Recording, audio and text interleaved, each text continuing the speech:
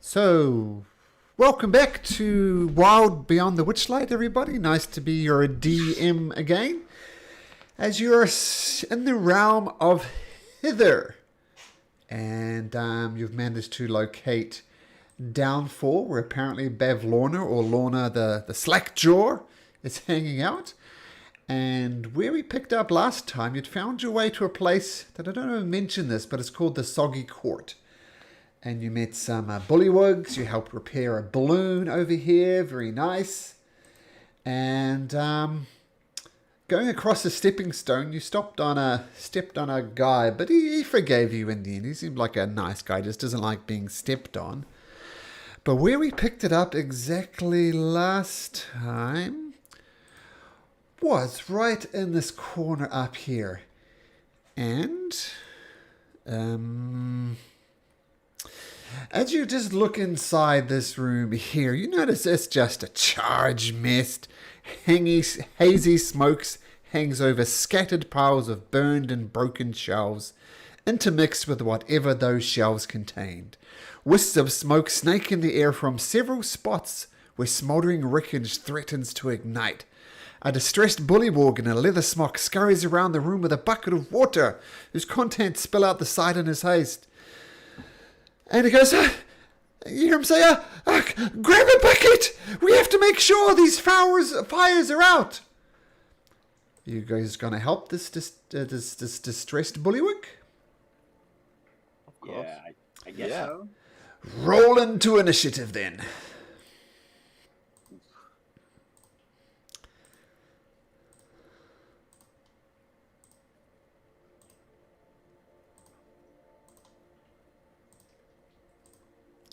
Oh, nice. Alright, let's...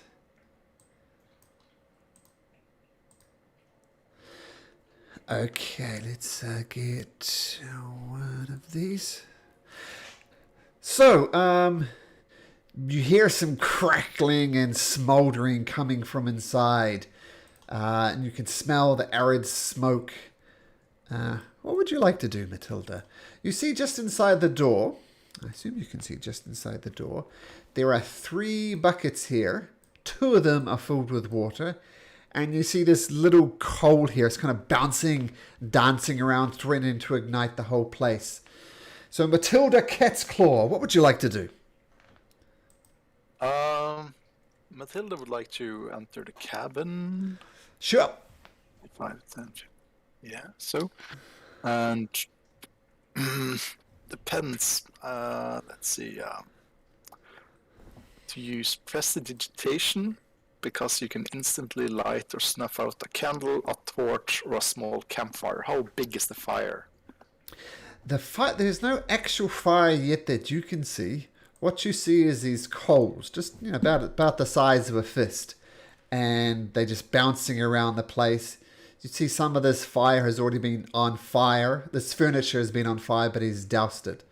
So it's not so much a fire as the immediate problem. It's these coals that are bouncing around the place, threatening to ignite the place on fire.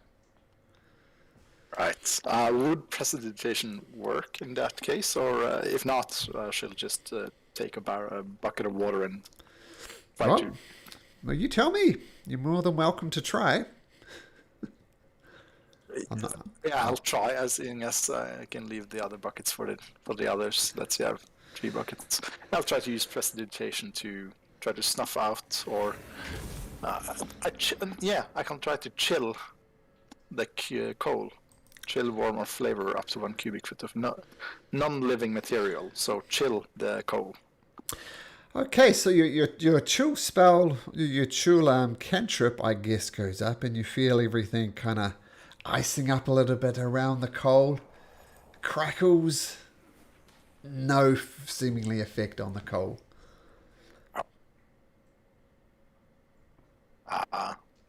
She'll just be in panic at the fire. Very good. So that's okay, my turn. Okay, so you see Matilda panicking around trying to use her spells to quell these coals, Coon, but it doesn't work. What does Coon do? Coon will move over here and he'll yell to the bullywug, "Do you want us to put out the coals?" Yes, yes! Grab a bucket of water! Throw it on the coals! There's more down there! And he points to the south of the building. I'll start shouting out, "Let's form a line. One person at the shore, filling buckets and passing them around. Whoever's inside, preferably Idolux, because he's stronger than Matilda and me. That person will be spraying the coals.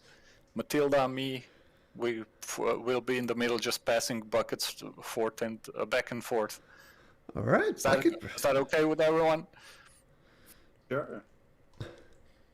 Okay. Okay, and can I grab the empty bucket and just pass it down the line? I'm hoping as Strauss will be filling them up by the river. Idolux will be throwing them at the coals, and me and Matilda will just be the middleman. Okay, so we'll say Kuhn, easy enough to grab a bucket and pass it to Astraeus. And then it kind of works out well with initiative order because Astraeus will then fill the bucket. Well, anyway, we'll see how it works out. But Kuhn, yes, passing a bucket to Astraeus. And yeah, cool. So goes down. 1, 2, 3, 4, 5. One of the coal dances over next to Matilda. And it kind of jumps all over your cloak. And Isabel's to go up. You just bat it away with one hand, Matilda, slightly singeing the back of your hand, but no damage done. This one you hear crackling coming from the south, as if something's on fire. We'll see what happens with that. And this one right to the north of you, Matilda, is going to try and attack you as well. Try and kindle you. What's your armor class? 14? Yes. Okay. The good news is that it hits you for only 1 point of damage. That's the good news. The bad news, don't have an appropriate marker token for this, but Red, you're on fire, Matilda. All right, so... And then this coal dances around here. You can have attack of opportunity if you like, Matilda. This thing bounces. I don't think it'll be any useful. I don't have an unarmed strike for 0 damage. But it's always at least 1. Okay, I'll try to punch the coal, I guess. I never thought I'd say that. Dirty 20. A dirty 20 hits. So that's 1 point of damage. Oh yes. Okay, so as it goes and bounces off to the other thing, you're just going to give it a backhanded slap and a bit of the coal breaks off. Strays, you have a bucket of water. A bucket in your hand. What would you like to do? I'll just move a little bit closer. He's going to frantically start filling up the bucket. By the way, It Astrid, looks... Yeah? do you have create or destroy water spell? No. Oh, okay. Well, I do. I did until I leveled up. Oh, okay, yeah. Damn it! Damn that level. Right. Well, I'll just fill it up, the bucket, and hand it to Idlux and go, I think you quickly should put out Matilda before the coals. Okay, very cool. You hear some more crackling down to the south. Idolix, what would you like to do? Well, I'm going to take the bucket from Astraeus and I'll move inside. And I'm actually going to try to use my spell, create or destroy water. I can create up to 10 gallons of clean water. Okay, can you bring up the spell, please? Yeah, sure. And for components, I only need a drop of water, and I do believe I have a bucket filled with water, so that should be any problems. Yeah, easy enough to do. 30 feet, 10 gallons of water. Okay, where do you create water? Within range in an open container. So you can't use it as a rain cloud. Yeah, I can use this as a rain cloud, I guess. Yeah, water falls in a 30-foot cube. It'll douse the building at least. Yeah, maybe it will make it harder. If the room is wet as well, maybe it will make it harder for the cold to set the wooden house on fire and extinguish the flames on Matilda. Okay. I guess we'll try, see what happens. What type of cube was it again? It was a 20-foot cube? 30-foot cube. Boom. Nice. I'm also gonna move over here so I can see more of the room, and I guess I'm going to place it like this. Yeah, I'm gonna Nice. That is nice. yeah, get Matilda in as well. Just stick my finger down into the bucket of water and just make it create loads of clouds that fill up the top side of the room, and yeah, creating rain inside the building. Okay, nice. I like it. Okay, so the water starts falling down. I need you to roll me 3d6s. 3d6s? 3d6, yep. So we'll go around. So the coals all start sizzling under it. The fire does a good amount of damage. You don't hear it. Oh, actually, that'll go out. And that'll go out. That's good. And this one takes 3. So yeah, as the water runs down, Matilda, you are not on fire. That's the good news. And you see these goals start hissing under the rain cloud. It does some decent damage, but not enough to fully extinguish it. Okay, but nice round. I like it. Okay. So the Duke Erkund comes down here. He says, grabs a bucket of water. There's actually one. These I want to say these buckets here, the 2 remaining, got filled up with the rain cloud anyway. And it comes over here. He says, and throws a bucket using a straight thing, and he completely misses. No, hurry up! This is going from bad to worse. You hear some more crackling from down below. Matilda. Matilda will try to grab one of the other buckets that are left and try Sure. to extinguish the coal right in front of her. Okay, so this is what it comes down to is this is a improvised ranged weapon attack. So in other words, just make a general dexterity check. Okay. Let's see. 10. 10 just splashes off to the side and misses. These coals are very, very fast, kind of zapping around. Crap. Is that your turn? Yes, that's my action. I don't really have a bonus action. I won't flex the coals, so yeah. Okay. Back the bucket. Okay, Kuhn. Kun will just move 5 feet in, take the last bucket of water and try to spray this one with it. And then Okay. take the empty buckets from Matilda and himself and bring it back to Stress. Okay, so make an improvised range weapon attack. Just a dexterity check, in other words.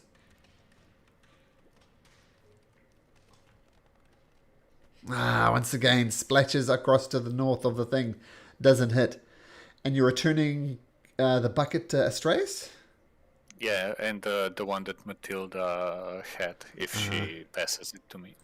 Okay, very good. The coal right next to you again tries to set you on fire, Matilda.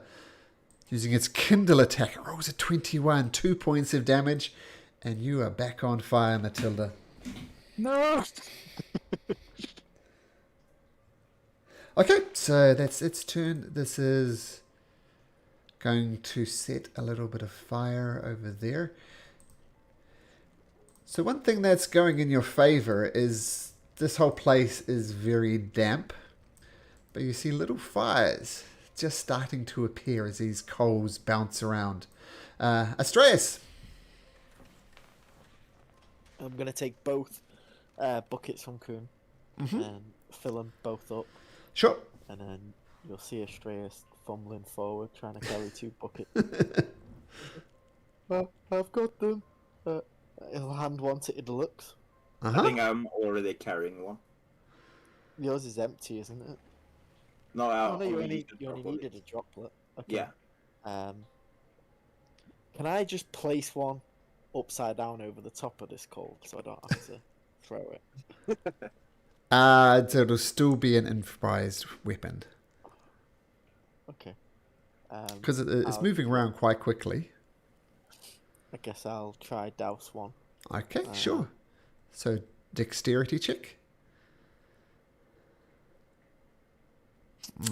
Splashes around. Doesn't work. So you've still got one full bucket. You can only do one per turn. What do you do with a full bucket? Just hang on to it? Oh no, I'm going to give that bucket to Matilda and go, hopefully you can do something with this. Pin it, maybe. I'm on fire! You hear crackling down below. You know that if you go down this ramp, there's more coals happening there. That one will do that. Idalix. Yeah. I'm gonna consider doing the same thing over again. I'm gonna look at the rest of the party if I should do it, or should we try to do this by the buckets? Are you writing this down as you speak it and holding it up for everybody? I guess I'm trying to just gesture it with my face, like frantically looking around, like, what Sure. should we do? I'm going to say, just going forward, that Idalix can communicate. You've got a system that you can communicate when in combat. Otherwise, it's just going to be silly with you writing it down, showing to Astraeus. Within 6 seconds. Yeah, so you can make the right on a system. Yeah, so you can make general combat instructions. So otherwise, it's going to be too awkward. So Idalix, let's go back. What are you doing? What do you say? / right. Well, I guess I'm wondering if I should use another spell slots to create even more rain, seeing as the fires are erupting from the wood now. Astraeus will just go, it didn't do much last time. They just... The place was damp, but they didn't get damp. It did more than our buckets. Repeat. And it extinguished Matilda as well, so yeah, sure. Let's do it one more time. Whoops, so it's a 30-foot cube, isn't it? There we go. Like that? Yeah, let's do it like this, yeah. Okay, we'll look there to the map layer. Okay, so Matilda, good news. You're no longer on fire as the rain doused you. And now roll me 2d6, Idalix. 2d6. Ooh. Astraeus is holding his bucket up, catching the rain. Now it's filled with water. As this one, poof, douses out. And this one, poof, goes out. And the fire, poof, goes out. And the Duke Erkrin says, "Oh, that is wonderful. I'll do that again. I know there's more coals to the south. Hurry. And he has a bucket that he grabbed. And he's going to dash down here. 2, 3, 4, 5, 6. And he's going to throw a bucket of water. Incoming! And he throws it and he misses. We need more buckets of water, more buckets. And he takes a step aside. This animated coal here is going to come up right next to Duke Idalix and sets him on fire. Takes 3 points of damage. Help! Matilda. Matilda's gonna rush around the corner. 15, 20. And use prestidigitation to snuff out the fire on the Duke. And also leave her empty... No, wait. Matilda had an empty bucket since she just used her when she missed, right? So would that be filled up? Yep. When Idlix made it rain, all the buckets are full again. Okay. I gave you one as well, so you have two technically. Ooh. In the case, I'll try to use one of the buckets to try to douse. Could I hit both the Cole and the Duke? Nope. In that case, the Duke. Okay. I'm going to say if you make a step there, you can use your action to douse him. Is that what you wish to do? Yes. Okay, Yes. so no roll required. So you take an action and you can either throw the bucket on him or pat him down. It's up to you. But the Duke is no longer on fire. Oh, thank you, Goblin Girl. Ah, get the coals. This whole place is going to burn. Coon. I'll leave a bucket just right next to me for someone to pick up. Okay. Coon. Seeing that all the buckets are full and I don't have much to do, I'll take out my flute and start imitating an alarm, and I'll just go with my flute, trying to very get good. the attention of other bullywugs. Okay, make a performance check, we'll say. There's another bucket right there. This is the one you dropped. Let's have a look. Oh, pretty good. Woo, woo, woo. And we shall see if anybody comes. Okay, Astraeus. I'm gonna run around the corner. Nearly stumble over that bucket on the floor.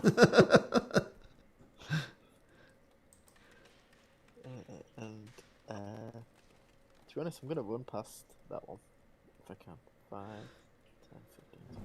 Yep. And I'm gonna throw it at the coal there. Okay, same thing again. Dexterity check.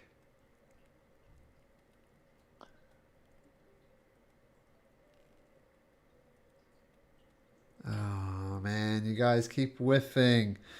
Sorry, I'm gonna have to.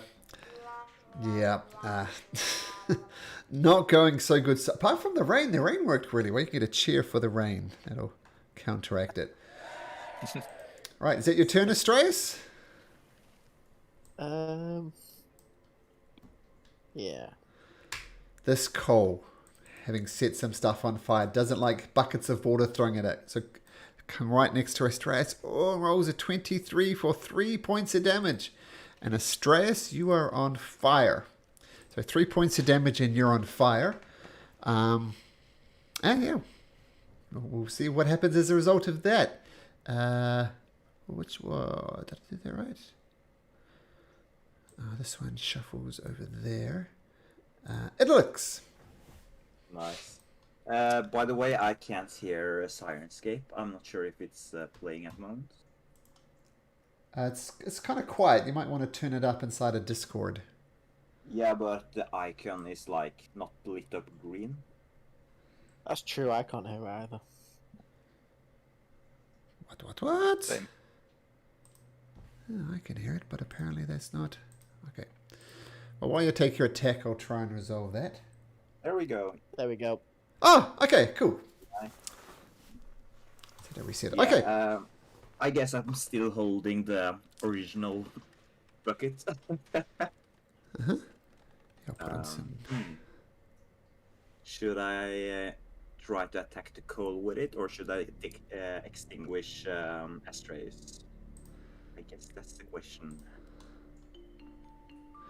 There we go. Combat music.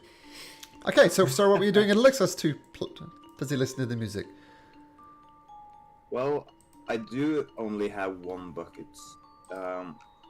And seeing that the coal are setting us all on fire, I'm gonna see if I can try to succeed on what everyone else has failed on, I guess. And try to hit the coal with the buckets. Okay. Dexterity Yep. No. No, it just splashes it. Yeah, sorry. This is not going Yeah. too good. Well, my bucket is now empty, so I'm gonna run out, take an opportunity attack, I guess. Yep. So the animated coal tries to kindle you, and it rolls a 15. Is that it, Idylix? No, it doesn't hit No. Idylix. Just bounces off your gemstone hide, I guess. The Duke also says, I'm going to get a bucket of water as well. 1, 2, 3, 4, 5, 6. 1, 2, 3, 4, 5, 6. He gets there, takes a dash action. No attack of opportunity for the coal, since it already took it against Idylix. I'm going to say on a 1 or a 2, it's going to attack Matilda. Otherwise, it's going to attack Astraeus. So Astraeus, the animated coal, takes an attack at you and rolls a natural 1. So that misses. Matilda. Okay, so these things are obviously not just normal coals. No, which is obvious. In that case, she'll try to hurl a vial of acid with acid splash on the one right next to her. Okay. Yeah, don't worry about me behind. Okay, make your acid splash roll. Yeah, dexterity is 15 saving Oh. throw. I'll do it that way.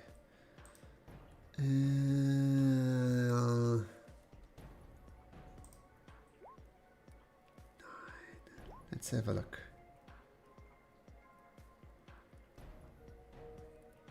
And this does acid damage, right? Yeah. Yeah, roll damage. 1 acid damage.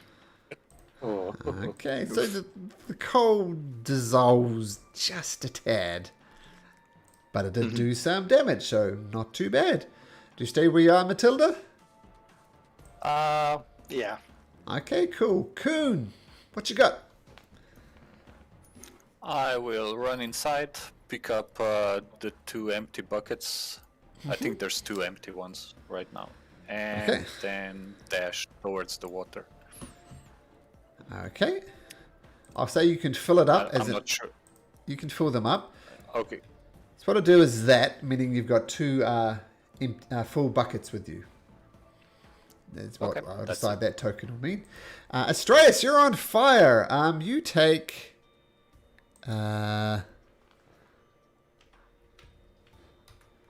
you take 2 points of fire damage.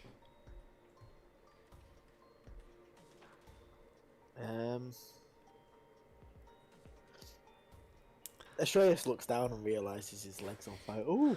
Oh. I best take care of that. And I'll get out my wand of prestidigitation and snuff the flame. Okay, so that will be your action, and the flames are doused. And then,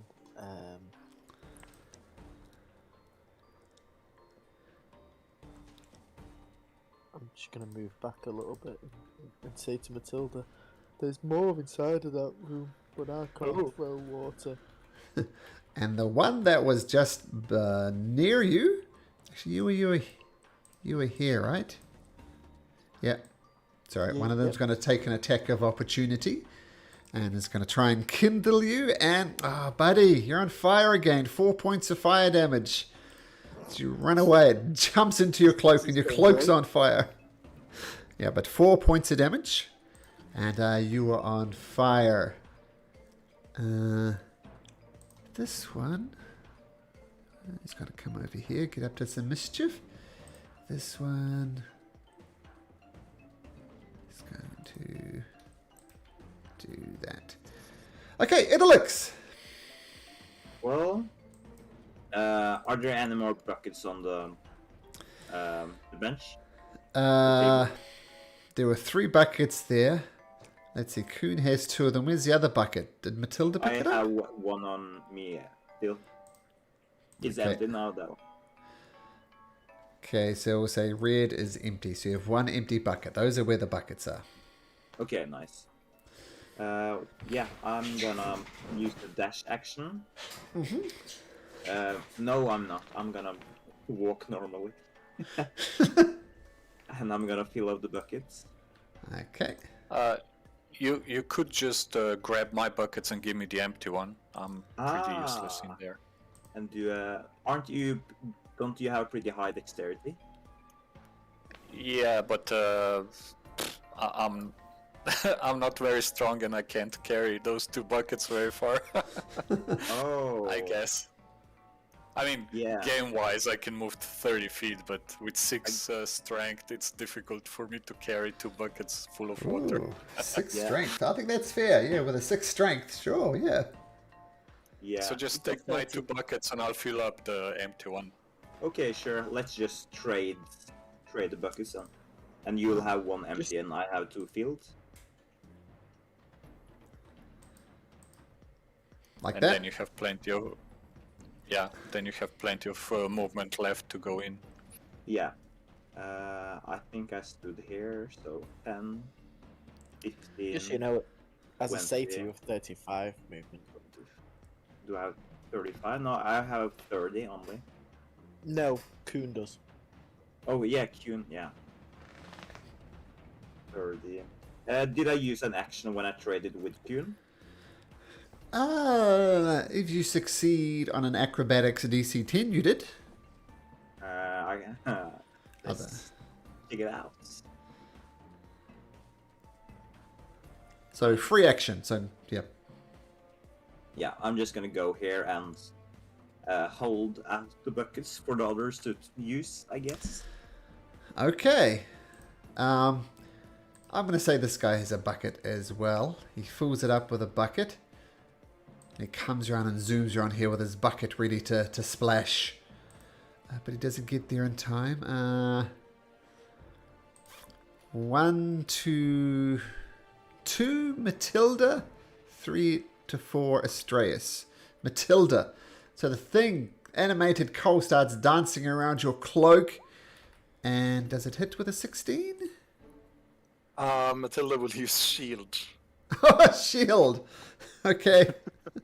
Like it. So the shield boosh, pops up and protects you. So, yep, cool, nice. Anybody with shield against coal, but absolutely. Matilda.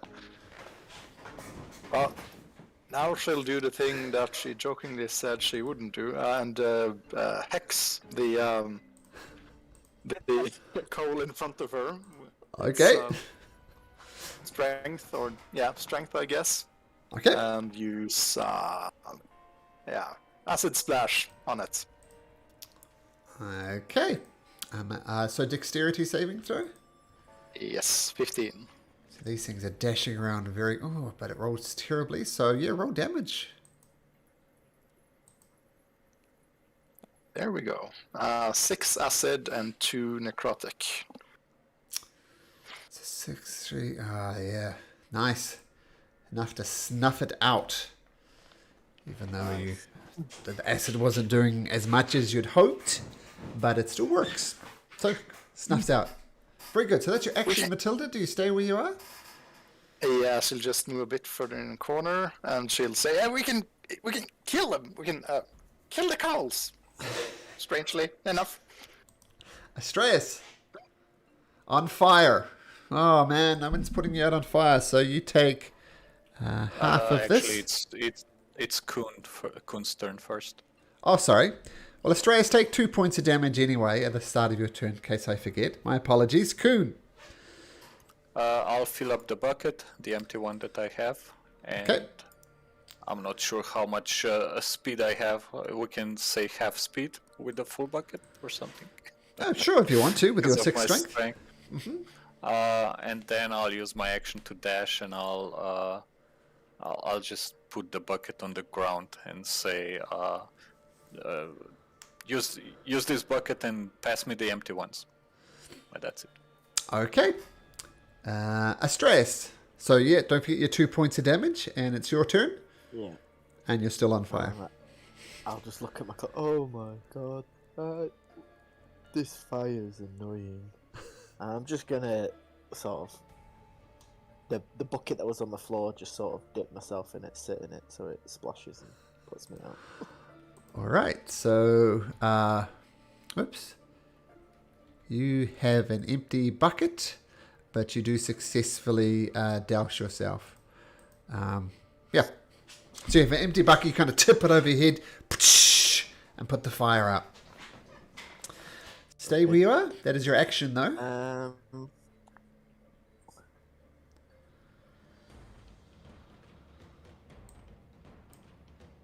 Oops. Yeah, I'm just gonna start running back actually. Okay. 5, 10, 15, 20. There Cool. you Okay, so put the bucket over your head, dash away. Astraeus, one of these coals come and starts bouncing around you, rolling a natural 1 though, so misses completely. But another one zooms up and goes for Matilda, bouncing around on into your clothes, but rolls a natural 2. Not rolling very well. Idolix, you have 2 buckets. Yeah, I'm gonna place one on the floor between me and Matilda. Hopefully she can use it better than I can. Mm-hmm. So And there's a bucket there that's filled with water. Okay. can I also have a 15 feet cone? Ooh. You sure can. There you go. Alright. How do I turn it around? There's a little thing right at the top of it. Top? Oh yeah, I see it. Can I... let's I see, think- if I walk over here, perhaps. Maybe like this? Do you believe I would hit Matilda at this range? We'll find out. Alright. And it looks he's gonna take a deep breath, and he's gonna use his breath weapon, Nice. which requires a dexterity saving throw. They roll a 15 and a 24. Yeah, both succeed. Still, they take half damage, which What would type? be What type Psychic. of damage? Oh, psychic. Psychic. Okay, so you reach out, blast through your psychic thing, and the coals are 100% unaffected. ooh, okay. It kind of makes sense, right? Psychic damage to a coal? Well, you never know. You never know. It's worth a go, but didn't work, unfortunately. Yeah. Good idea, though. Do you move around? Do you stay there? No, I'll stay here. Okay, the Duke says, oh, come on, this time. And he rolls, man, I'm rolling terribly. He rolls a natural 6. So his bucket of water is now empty. Ah! And in a complete panic, he's going to dash away over here, invoking an attack of opportunity from the coal. Ah! And he catches on fire. He's already got an empty bucket of 6. No, he'd be on. Okay. I'm going to put a orange one to say he's also on fire. There we go. Matilda. Let's see. Bonus action, move the X to this one and try to hit it with another vial of acid. Okay, cool. So dexterity saving throw. Oh, yes. Dexterity saving throw. Dexterity. Oh, natural 1. So that's 1 and let's see, 1 acid and 4 necrotic. Okay, so the coal loses some of its structure and it kind of bounces around, but it's still up. Just stay where you are. Yes. So Kuhn, bucketless. What do you do? Kuhn will move forward and take the bucket that's on the floor here and throw it at the coal that's next to him. Okay, so you empty out the bucket regardless. Yep, so make me a dexterity check. It doesn't hit. Just splashes away. Then I'll, as a bonus action, I will tap. I will pat Idolux on the shoulder and say, "You got this," and I'll give him bardic inspiration. Nice. And then, with the rest of my movement, I'll move towards the bullywog. Okay. Hopefully, he'll give me his empty bucket, and then I'll run with both empty buckets outside. Tell what, make a persuasion check, because he's kind of panicking because he is on fire. So make a persuasion check to see if you can get through his panic. Say DC 5. Oh, there we go. That beats a 15. So he drops his bucket. And now you have 2 empty buckets. Okay, very good. And I'll just run outside. Okay. And that's it. That's my turn. Okay, Astreus. Just to point out, I don't think I have vision, my token. I think I'm using someone else's vision.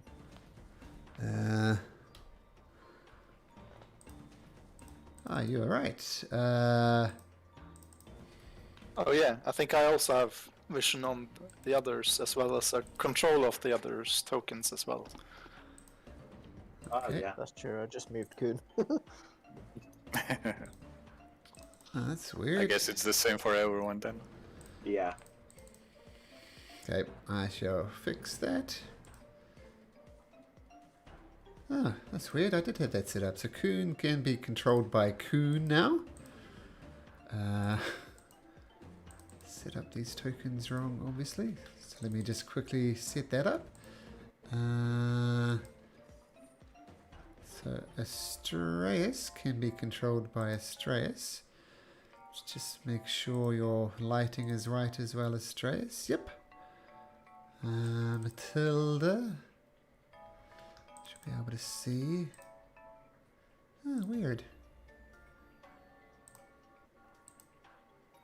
And finally, Idolix. That's good. Okay, so you should all be able to only see what your character sees. I can no longer see what's inside because you just removed him. Yeah, so- that seems. Okay, cool. Sorry about that. Okay, Astreus. I always move 5 feet there to fill up my bucket. Okay. 10, 15, 20, 25, 30. Do I have to be next to that coal to throw No. it? No, it's a ranged attack, so no, you don't.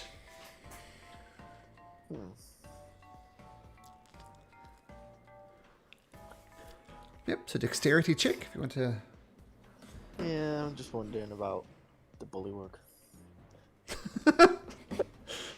Can I put him out without water by just patting him down or something? Yeah, you can. Yep, you can take Yeah, an okay. action to put the bullywug out, and the bullywug's out. gonna- Ah, thank you, thank you, thank you. It's okay. Would you like this bucket of water? Ah, yes, hand it over, hand it over. There you go. Thank you. Go get some more water or something. I don't know. Okay. I will try. Okay, so one of these coals is going to attack Idolix. And it rolls a 14, which is going to miss Idolix. And the next one is going to go for Matilda and rolls a 9. So both of the coals miss. And Idolix. Oh, by the way, you hear cracking sounds of fire coming from the south here. It hasn't really Yeah. caught because the wood's quite damp, but there is a fire down there as well. But Idolix, what do you do? Well, I guess I had to try to heat the coal with my bucket of water. Okay. So you empty out the bucket of water. Does the Bardic Inspiration affect attack levels, attack rolls? Yeah. Okay. 1d6 if you want to. Oh. What is Yeah. going on? I'll give you a clue. Yeah. A 9 is going to miss. Excuse me. Oh, sorry. Yep, carry on. Can I throw the empty bucket in the desired direction? Sure, make me a dexterity check. Dexterity check. Yeah, I'm not really that dexterous. Unfortunately not. So I'm going to say you throw the bucket over there, it clonks Astraeus in the head, and then bounces over into this corner. Ah, bummer. Huh? What was that? No damage taken, though. Nice. I guess that's something. Yeah, I'll end my turn there. Okay. Duke says, we're throwing buckets at him! Throw it at the water! And he gets out and he tries to dump his water onto the thing. And he misses terribly as well. And now he's got an empty bucket. And he's going to try and move over here. Invoking attack of opportunity from the coal. And it misses him. Matilda. Yeah. Matilda will try to repeat what she felt worked last time. So another vial of acid at the coal. That she's 19. cursed. Oof. Oh. Well, I'll try to move a bit. Let's see. Try to stand between these two coals. No, she'll stand here. Yeah. Okay, very cool. So acid splash just burns a little bit of the ground. No damage done. Idlix, you filling up buckets? Kun is filling up. Oh, sorry, buckets, yeah. Coon. And I'll get back to about just the entrance, I guess, and I'll yell to the others, come grab the full buckets and give me the empty ones. All right. And then I will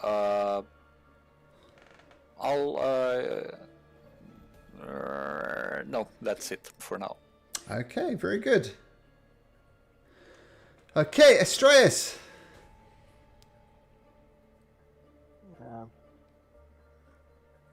Matilda's gone where I wanted to.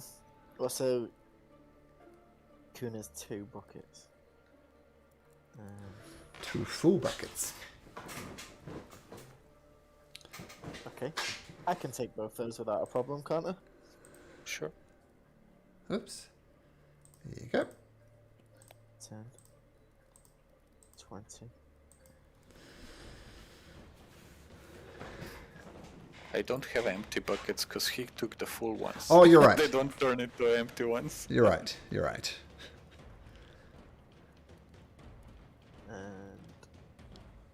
I'll just go there just in case there is disadvantage. And I'm gonna try douse that one in front of me. All right. Someone's got a hit. Jinx that. I did. There we go. Oh, so now you What is have going on? 1 full and 1 empty. Okay, so splash once again doesn't go off. This one doesn't like being splashed, so it's going to try and set you on fire. Now rolls a 15. Oh, you tried to. Does a 15 hit? Of course. So 1 point of damage, and I'm changing it to orange, meaning that you're on fire. So 1 point of damage, but you are on fire. And this one doesn't like being acid splash, so it's going to go against Matilda. Set her on fire. Yep, that does hit. Does 4 points of damage, and you are on fire. And for the first time, I need a Constitution saving throw to maintain concentration on Hex. DC 10. So con saving throw, please, Matilda.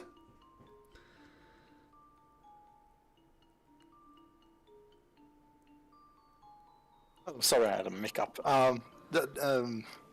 What did you roll to hit? 24. Oh, yeah, can't shield that. So, yeah, Constitution saving throw. DC 10. Yeah. Yep, so you maintain concentration on the Hex. But you and Astraeus are both on fire. Idlix, you have an empty... How much fire damage did you say? 4. 4? Okay. Oh, boy. There we go. Yikes. Should I use my last spell slot to create more rain? Welcome to level 2. Scream. Yeah, do something! It lurks! Well, yeah. Sure. I guess I'll. How much health does Matilda have left? She's less than half. She's Oh. pretty wounded, or burnt, scorched, singed. Yeah. Okay. All right. I was actually planning to try to hit the coal with my mace, doing some blunt damage. Maybe it would affect it. Maybe it won't. Sure. You can take an But- action to extinguish someone. Like even without a bucket of water, you can pout the... It takes an action to put out the fire on Matilda or Stress. So Yeah. just letting you know your options, but you can hit it with your mace if you like. You know what? This kind of seems like a dire situation. Defeated by so- coal. Defeated by coal. I'm going to sacrifice my last spell slot to create rain in this area. Ooh, okay. So there's a 30-foot cube, wasn't Yeah, it? 30 foot. I'm gonna place it. I did hear some crackling down here, right? You did? Yeah, I'm gonna assume there's caught some fire down there, so I'm gonna do it like this. Okay. So they will go out. Matilda, you are no longer on fire. Astraeus, you are no longer on fire. So take those orange dots off. And I need you to roll me 2d6, Astraeus. It looks. Oh, sorry, Idlix, yes. My apologies. A 5 and a 2. So, good news is this one here gets extinguished. And this one here takes some damage, but it's still up. But nice. Very useful spell. Yeah, at least in this situation, I guess. Do these buckets get filled up? The two that Astraeus and Idlix is holding? Oh, sure, you don't have one. Yeah, I throw it away. That's right. And so, but we'll say Astraeus has now 2 buckets filled with water. And the third bucket is over here. Yeah. But that wasn't Okay, included cool. in the area of effect, so that No, one's still they empty. were outside. Yeah. Yeah. Okay, it looks you're rapidly getting MVP for this combat. Well done. Sacrificing all my spells, but yeah. That's all right. Saving your friends. That's a good thing. Is that your turn? Yeah, that's my turn. So the Duke goes there, fills up his bucket,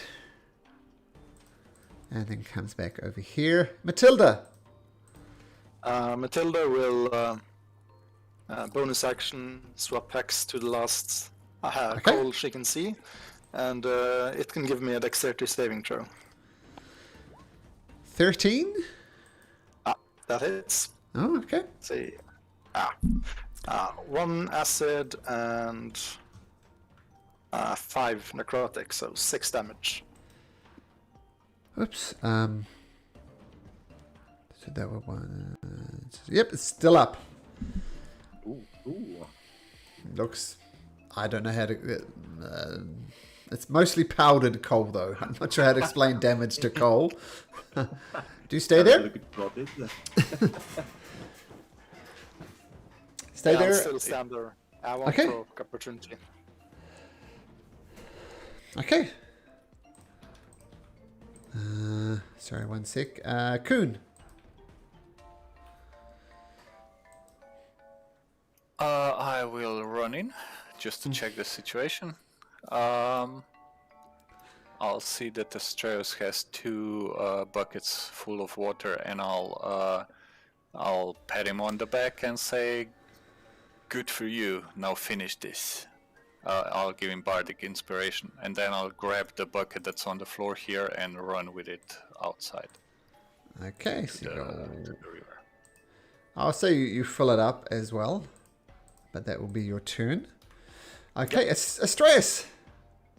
No longer on fire. First time for everything, isn't it? And you have Um, 2 buckets. Well, I can only do one thing. And I'm gonna roll my d6 just in case. So, firstly, let's... Whoops. So, Strauss has 1 empty one. And 1 full one. There we go. And a 16. 16, I think, is the highest roll you guys have made. And it misses. Ooh. Wow. And your bardic is gone. These things are very fast.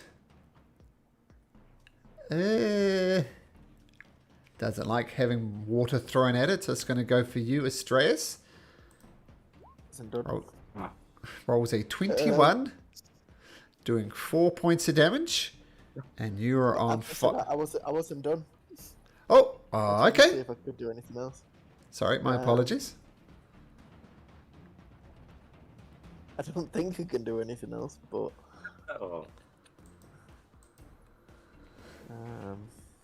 Bonus action, starry form, shoot. I don't really want to waste Yeah. that. Looks like there's 1 coal left. Yeah, no, nothing then. So, Everything else I've got is in action. so it does. You do Unless take good- 4 points of damage because it That's does hit good you on its damage. turn. I just want to point out this cool thing we have for Astraeus now. Look, when he does go into starry form, watch his token. Ooh. Oh, neat, huh? Cool. That's nice. That's We really should- cool. Should have done that in the last campaign, but it didn't click. Also, Astraeus has the art works very well for it as well. Yeah. But anyway, I just wanted to how cool that looks now. Okay, but Astraeus maintains his thing, gets hits with 4 points of damage, and is on fire. And we'll die next turn. Oh, maybe. Idylix. Now I'm gonna try to smash the coal with my mace. Okay, make an attack roll. Oh. Just clonks right next to it. No damage done. Do you stay there? I'm actually gonna try to squeeze up. Can I stand there? Yeah. Yep. Yeah, I'm gonna squeeze up against the wall. Okay. I will point out you do have Bardic Inspiration if you want to try and use it. Seeing as Race didn't hit with a 16, I don't think I will roll a 7 on a d6, so I'm gonna save it. That is a good decision. You definitely would have missed. Okay, the bullywug comes, throws a bucket of water. Rolls a 6. Ah! These things are impossible. And he just plain old misses, and he's gonna stay. No, he's not. He's gonna try and go back and get some more water. The coal was going to try and set him on fire, and he rolls a 26 for 3 points of damage. In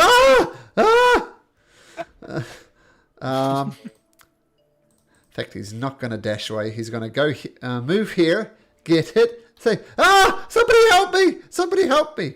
And the bullywug is looking very rough. Matilda. See if I can finish this off and someone else can put him out. Try to acid splash it again. Or was it 19 on his dexterity saving throw? In that case, she'll just move next up to it and try to distract it from Astraeus. Not sure how you can distract a coal, but I like the flavour. Coon, you have a full bucket of water. I will move in. I guess can I carry one full bucket of water at the full speed? Because I know we said I can't carry 2 of them. I say 1 yes, 2 no. Okay, I'll get over here. Now, what is a ranged attack? I'll point that out so you could go over the top of Astraeus. Is the coal here in the middle? Because Yes, there's the so one- many things over it, so I can't actually see it. Yes, the one that's hexed. Actually, yeah, sure. I'll take a shot at the coal. Okay.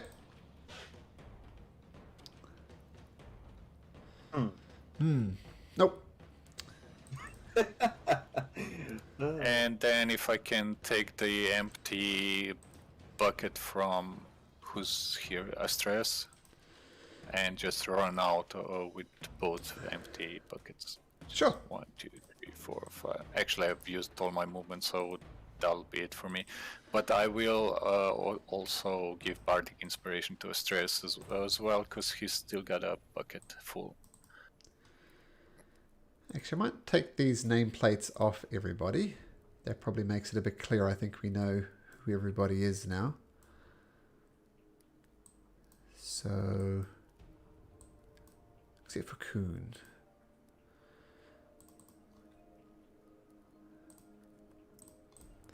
There we go. I assume Okay, that looks a better. little less chaotic now. Yep. Okay. So Kuhn grabbed the bucket from Astras and you tried to hit it. Didn't work. Okay. Oh, Astras. I'm going to have you roll me a d4.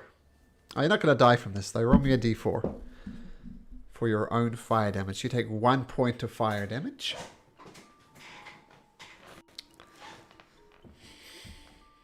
And what do you do?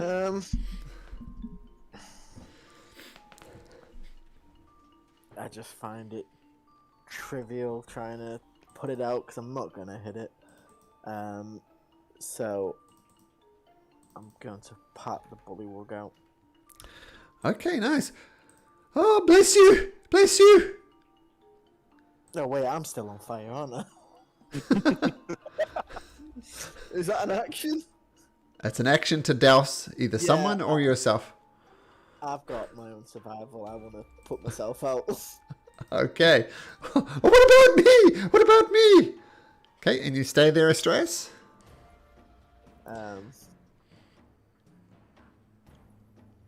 Yeah, it would kill me otherwise. All right. That's it.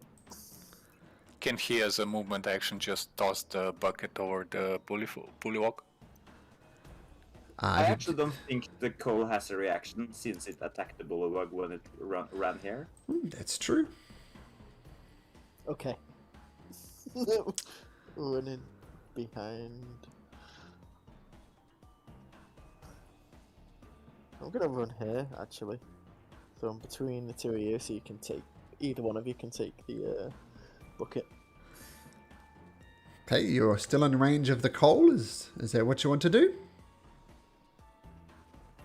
Yeah, otherwise it would. Oh wait. Okay.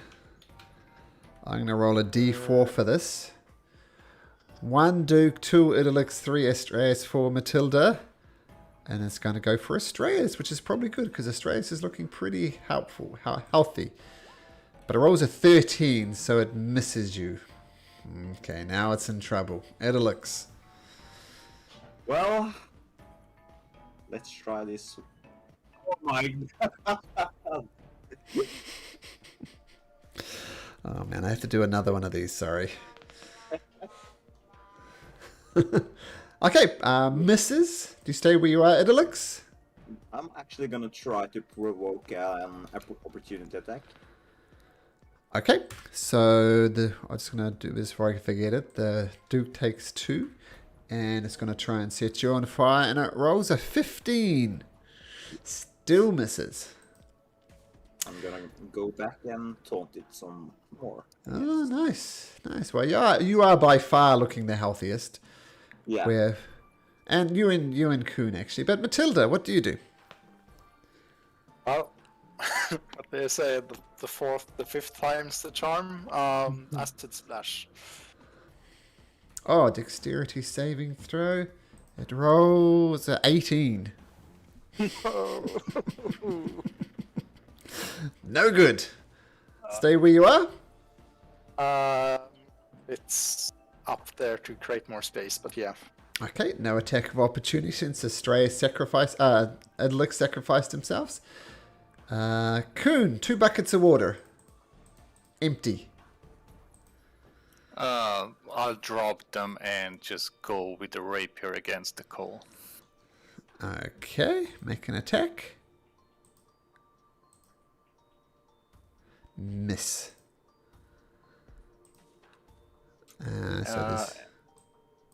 And I will. He used his reaction already. Yeah.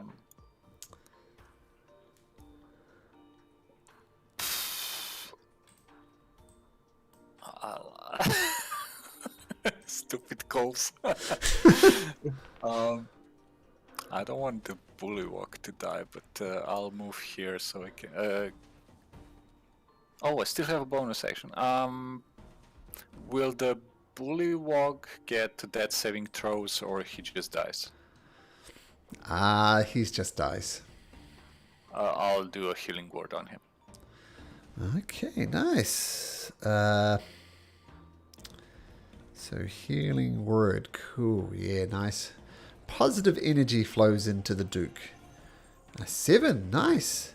Not quite max, but he's looking a lot healthier, despite the fact that he's still on fire. Okay, nice, Coon.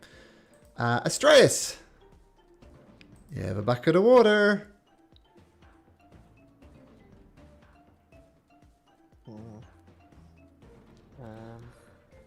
Come on, this is the turn. This is the time, Astraeus. This is the time. Not really.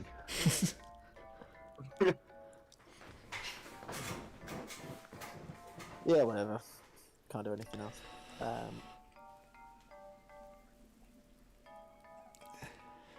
Is this a turn you hit with a bucket?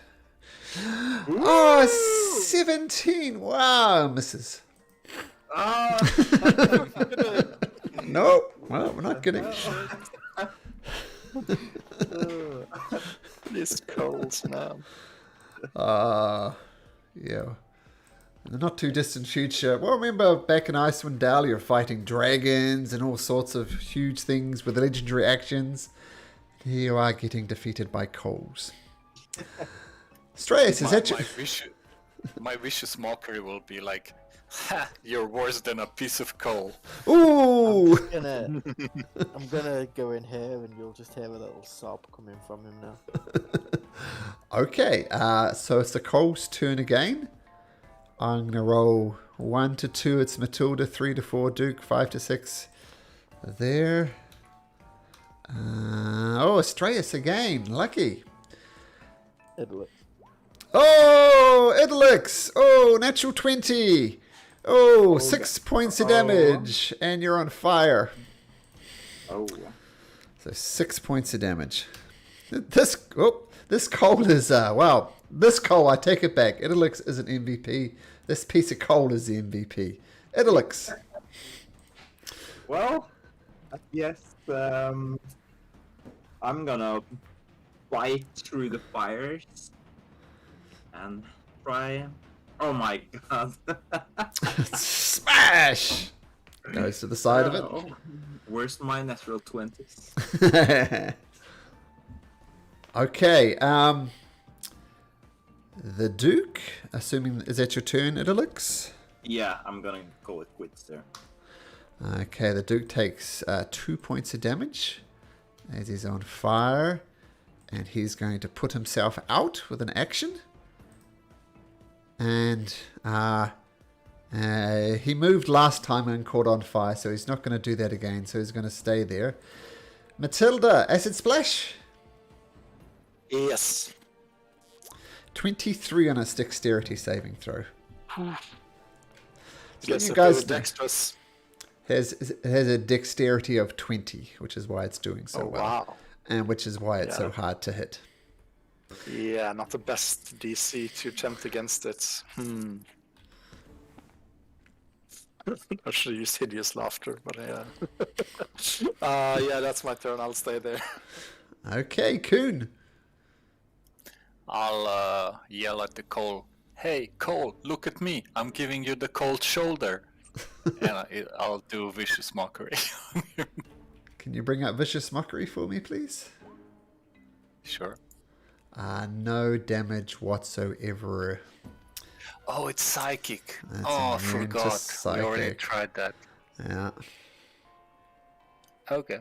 I guess I'll grab the 2 empty buckets here and run out again.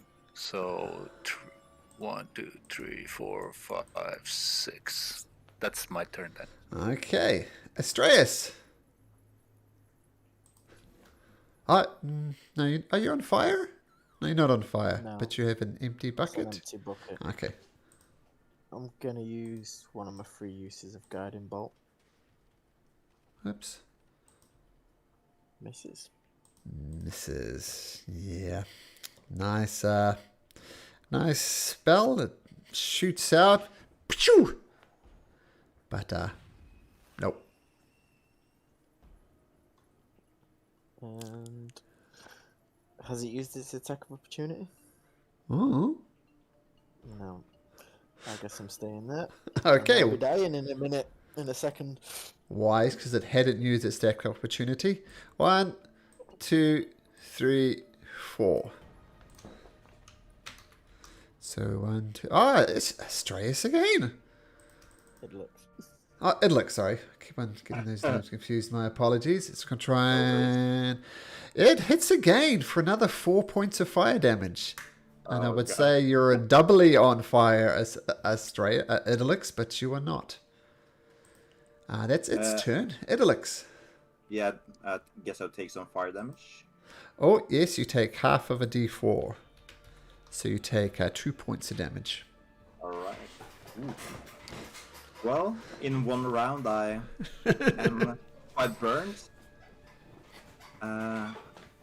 Yeah. Yeah, I'm gonna try to hit for the 4th time with my mace. Okay. No, that's damage, never mind. Oh. Ah! Yeah! If you do more than 1 points of damage, the coal goes away. I'm going to say the Duke comes over, puts your fire out, so you're no longer on fire. I'm going to say we'll stop it there. If you go in here, you'll see there's some fires here, but it's going to be very easy to do a bucket brigade and put those fires out. Not with those, we can't float. I got a bucket. I got a bucket. And the bullywog just comes and collapses on the floor and says, "Oh, my goodness, you have done Duke Ikrind a tremendous service. Oh, I thank you so much. This whole place was threatening to go up." I'd like to help the bullywug up and sit in on this crate. Oh, thank you, good sir. The Duke Ikrind helps you so much. Oh my goodness, there was 2 blasted bullywugs who did this, if you could believe that.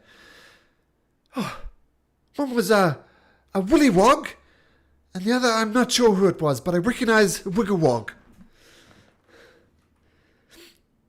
Can anybody remember who Wigglewog was? Wigglewog. The one that I've came out heard of the the mirror. name. The one that... Oh, yeah.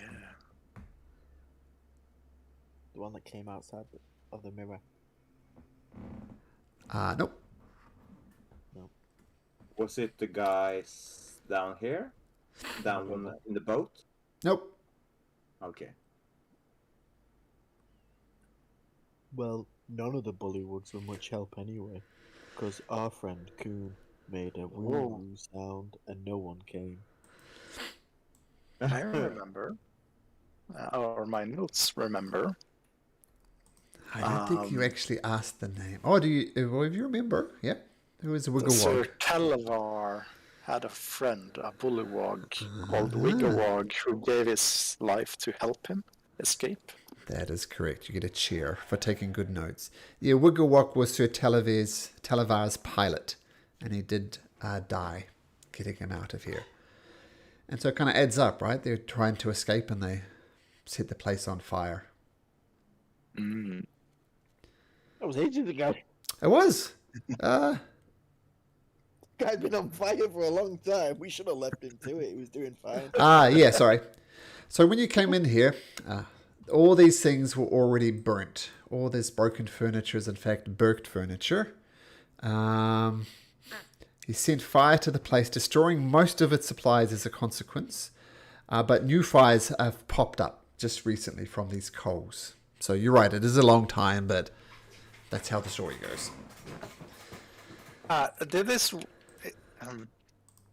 Did Wiggerwog create these poles?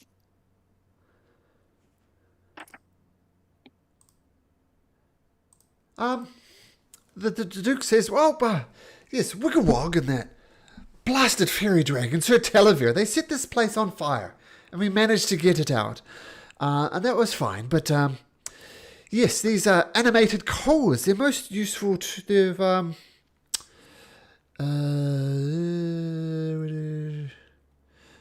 Balloons fly, right? Yes, well, they're for the balloons, but it's also used to heat up Bevlorna's bath on the odd occasion that she does take one. So, I don't know.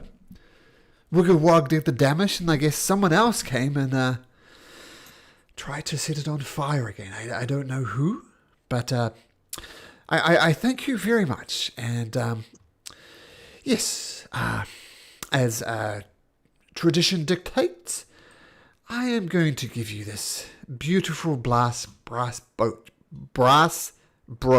that I have. I notice that it's shaped like a little bit like a fly, and if you move it around like whiz, whiz, whiz, notice how the wings flutter. It's most magnificent.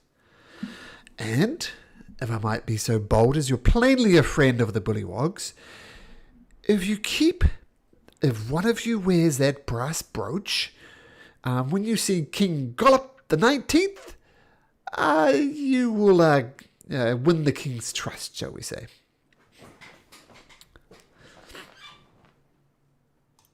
Thank you very much. It's a splendid gift. Thank you. Most welcome.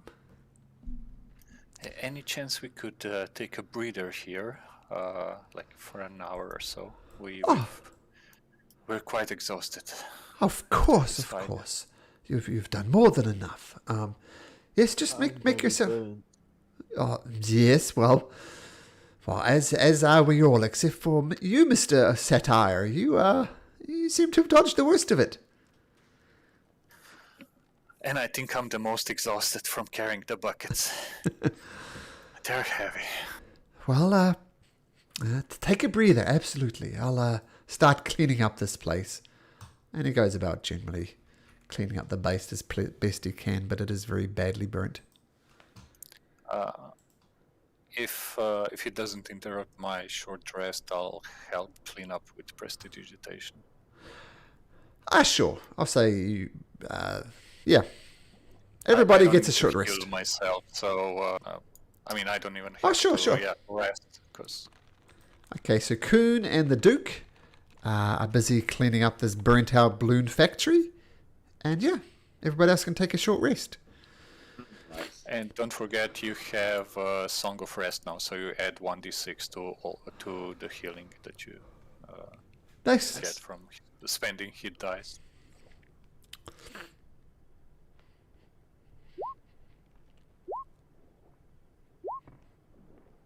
What did you say? We had 1d6? 1d6, yes. Nice. Oof. That's nice.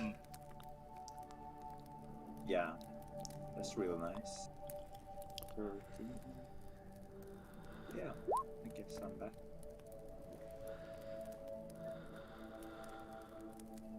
Five. Plus a d6. 7. And you have one more hit dice if you want to spend it. Since you're level 2. No. Okay. So 7 hit points back. Nice. And as everybody takes a short rest, why don't we take a short rest as well and Sure. go to the bathroom, whatever, and we'll be back in 5. Okay, see you in a bit, guys. Just I'm just gonna cast healing word on me as well. Oh, sure, sure. Not No problem. healing word. Cure wounds. Okay, done.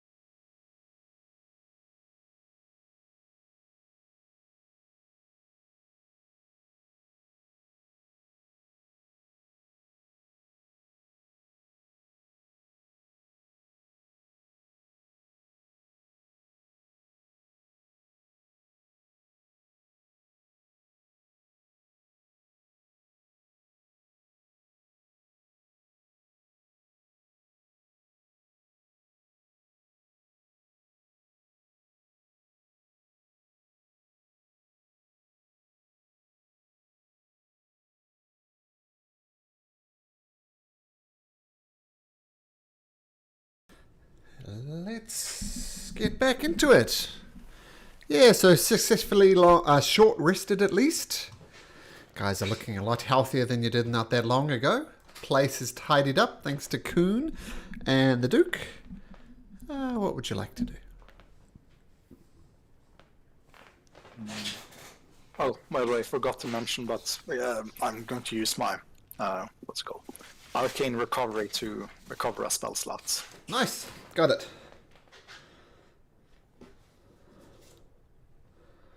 I'll ask the Duke, if you don't mind me asking, is Duke an official, noble, not noble class, but what, noble status? Of course. Do you own lands or something? I'm a literal Duke. Oh, Yes. that must be nice. Oh, yes.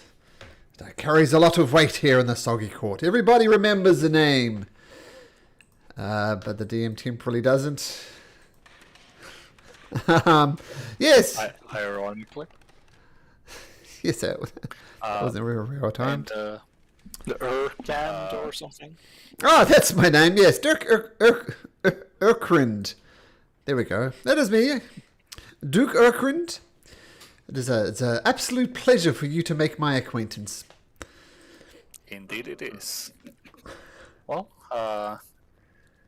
thank you for letting us rest here. I hope the place looks better than it did an hour ago as well. And I guess we'll be off to see the king if he'll see us. Thank you for the brooch as well. That will make a difference, I think, when we get to his court. Well, especially if you tell it came from Duke Ikrind, and the tasks you have done, it will carry a lot of weight, no doubt. So, thank you very much. The Duke, you'll find him, King Gullop the 19th is just over the bridge. Can I make an insight check? Sure, what are you inciting exactly? To see if he's just full of himself and what he's actually saying is like... Okay, True. sure. Insight. Yeah, hard to say. You don't know how the politics work here, but he's definitely claiming a duke and being somebody of some importance. You're not sure if he's full of himself or not.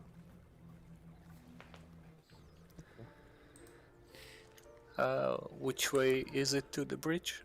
To the east. Just head out this door, follow the land around. You won't miss it. Thank you very much, and best of luck in your enterprises, Thank you very ducal much. or otherwise. He nods. Your bardic inspiration would have faded in the long rest, it looks. Oh yeah, that's just 10 minutes. It's 10 minutes, yeah. As Astraeus leaves, he just goes, "You're welcome." Cool.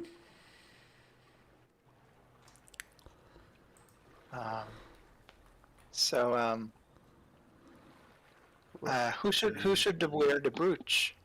I think you and perhaps you make the most of a appearance with such a dashing item. Yeah, it looks agrees and nods. Okay. Sure. Thank you. So we'll put this hex on you, indicating the brooch. It doesn't quite fit with my clothes. Who was it that had advantage on persuasion rolls? Is that still valid, or was that just for the carnival? I think it That only was was the just carnival. Okay. 24 hours, but it would have faded by now. But as you approach this bridge, you notice this flat plank bridge, which spans an arm of a length, is lined on one side by rows and rows of bullywug heads on wooden spikes.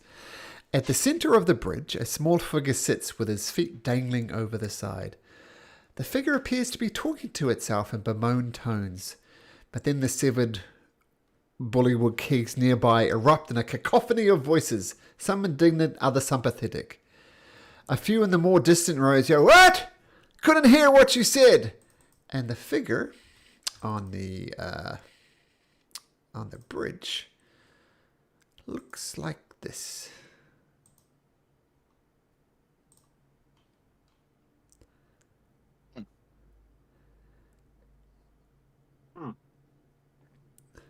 Okay. And it's alive. Not just a scarecrow. No, it's alive. Like a scarecrow. It's Been it's told muttering. about him before. Didn't I'll- someone see this scarecrow in the water when we first arrived here? Yeah. Yes, this is a scarecrow you used. It also makes sense because you remember he settled on a gourd for a head, and that is indeed what the scarecrow has as a head. Very recognizable by those visions you have in the thing.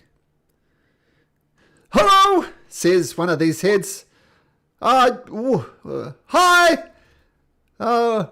Welcome to the Soggy Swamp, I guess, the Soggy Court. Hi. Hello, my name is Kuhn. How are you? Hi, Coon. Pleasure to meet you. I am the former king of the Soggy Court. My name is King Bluff. Pleasure to meet your acquaintance. Yours as well, your former highness. Permission to approach. Permission granted. Thank you very much. How are you on this lovely day? You talking to the Scarecrow? Yep. Who else am I going to talk to? I think, yeah. This was the talking Scarecrow. head. The Scarecrow hasn't seen anything. It was this talking head on the pike that was Oh. talking. Yeah. Sorry. Yeah, so this Then is I will King talk Bluff. To the head, yeah. Yes, hello. Don't talk to him. Talk to me. I am King Grumple. I should be rightfully ruling the kingdom, but unfortunately my head isn't attached to the shoulder. Ignore King Bluff. King Grumple is the true ruler. No, you're both mistaken. King Rybel is the true leader of these lands. This guy at the end says, What are they saying? And this guy's got mushrooms growing out of his heads. And they all start bickering between themselves about who the rightful king is.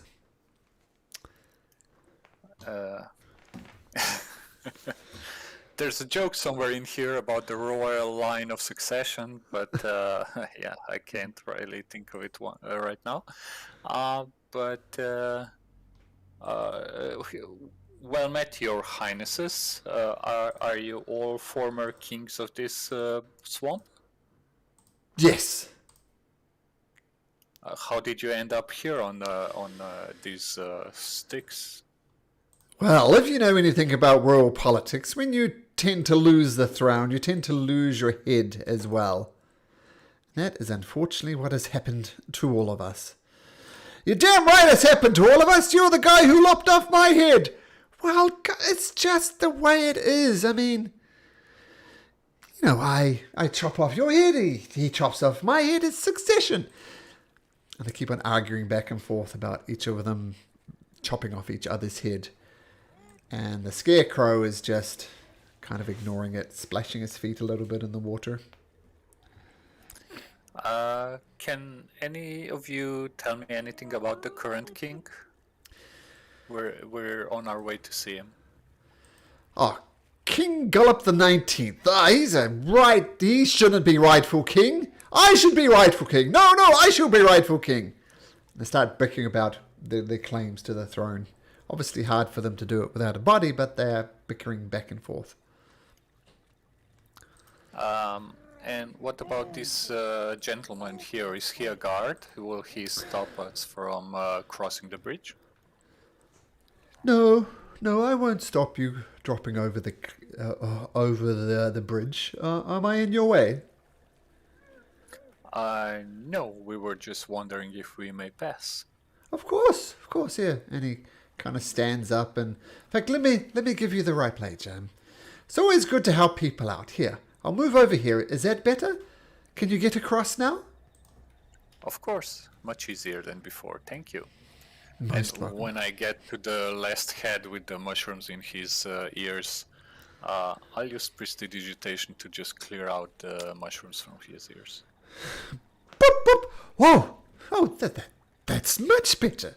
Thank you very much. What's your name, friend?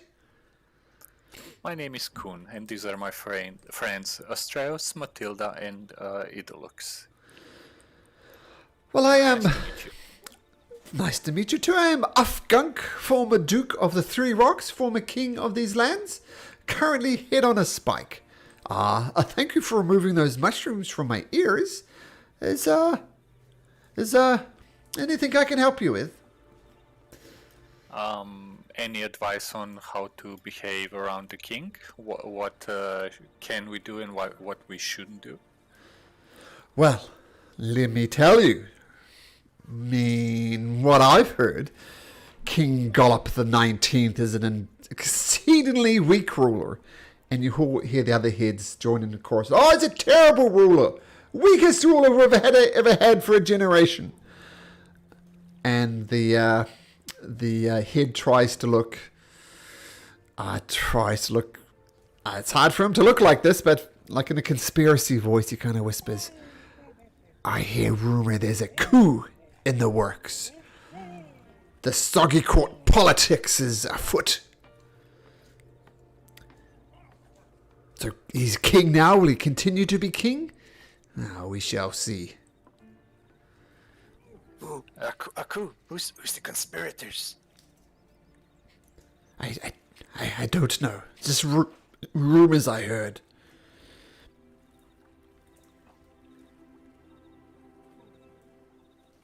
By the way, the current king, he's the 19th of his name.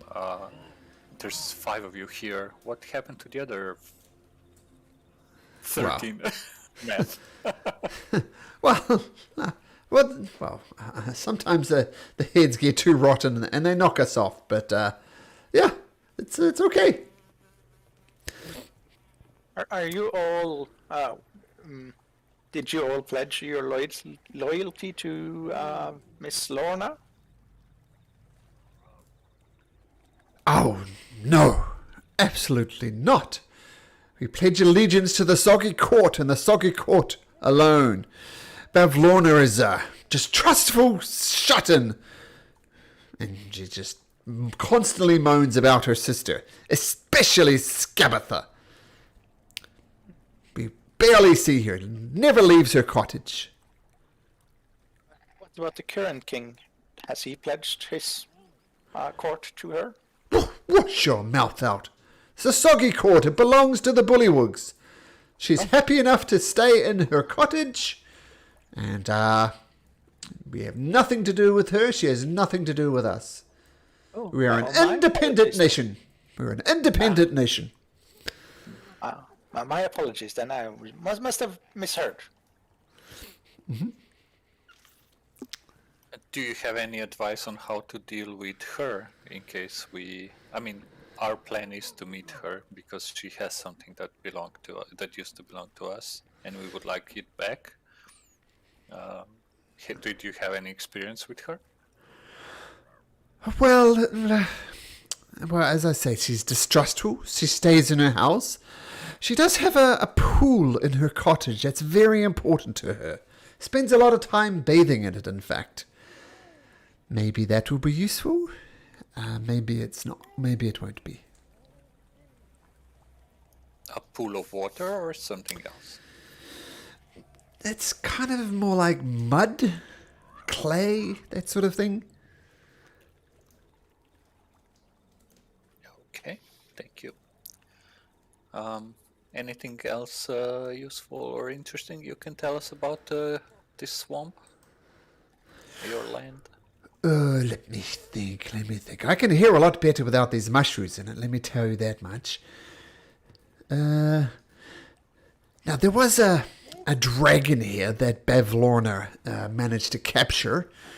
He did manage to escape, though, with help from some of the Bullywugs.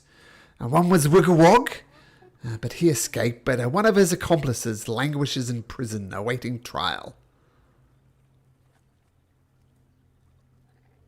In Bullywog prison or Lorna's prison?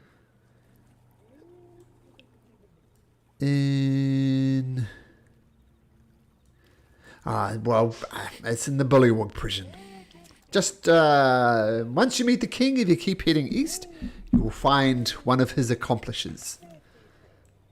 Which we're keeping as a small favor for her. I mean, we're an independent nation, but we are, not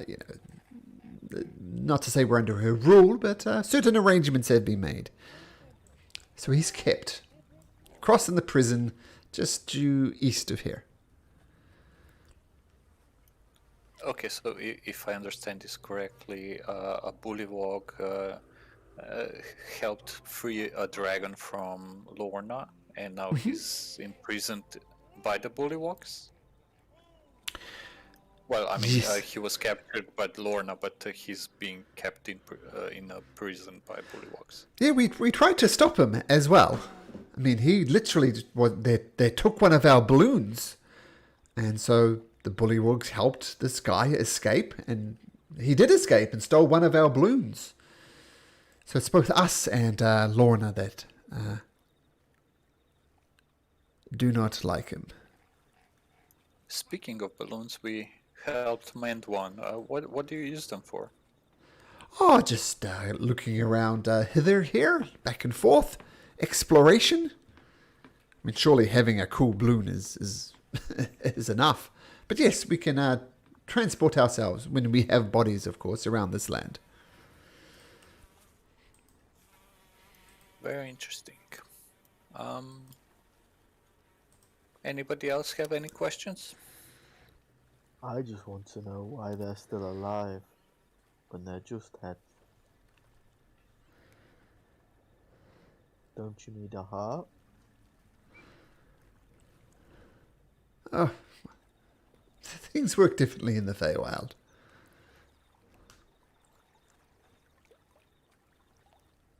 I just Well- think it's very weird.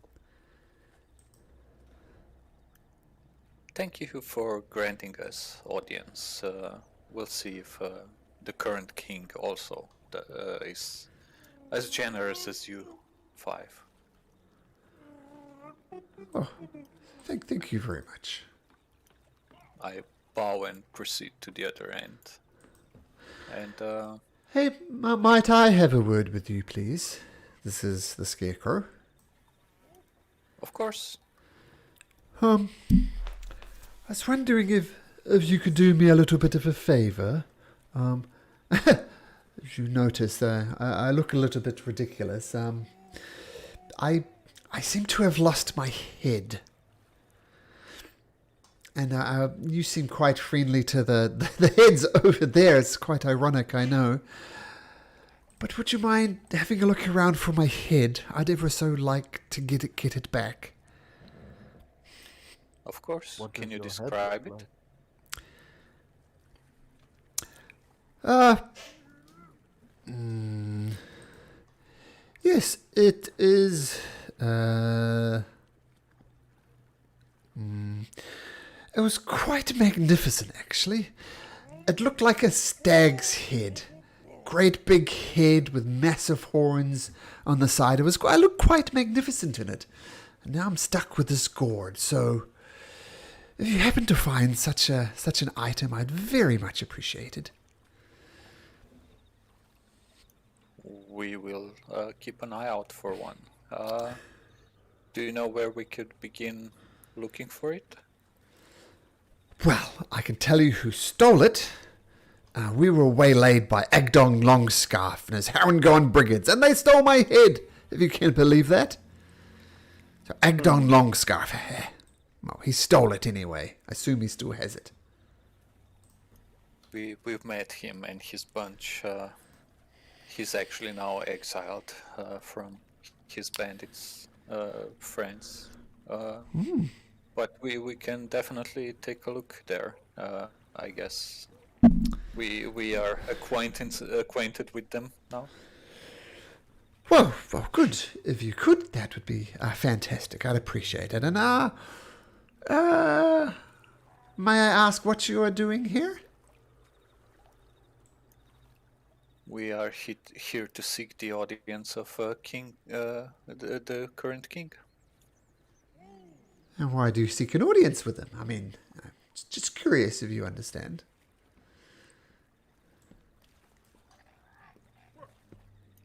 Why are we seeking the audience? We need to go to Lorna. We need to, we need to defeat the hag. Oh, Oh, well, well, good luck with that. She's a very powerful spellcaster. If you want to defeat her, like in combat, well, I wish you luck, but expect your demise. We could also trick her. Ah, now you're talking the correct language. Yes, trick her is a much better idea. But we do want to visit Bavlorna. She's right in the center of the swamp. you can defeat by tricking. We already have something in mind that will trick her. Oh, very good. If you do seek an audience with her, just follow one of her washing lines. And you would have seen these lines over here before with various bits of things drying on them. Basically rotten clothes. If you follow any one of these clotheslines you see around the swamp to the center, that's where you'll find Bavlorna's cottage. I know through this thick fog you won't be able to see it from here, but trust me. Follow any one of her washing lines and you can go to Bavlorna's cottage. Thank you. That is most useful advice. And please keep an eye out for my head. And I might be able to show you other interesting areas in this realm, if that would be of interest to you. Sure. And please have this as a gift, like you've gifted us with information about Lorna and the king. And I give him the wooden mouse toy that we got somewhere along the way. And whenever you hold it or like squeeze it a little, it'll squeak. So it'll be like it'll be like a friend for the time when until we get your head back. Well, thank you very much. Yes, my original head, it was just perfect in every way, and if you could get it back, that would make me so happy. And as I said, I don't know if you realize this at the moment, but you're in the land of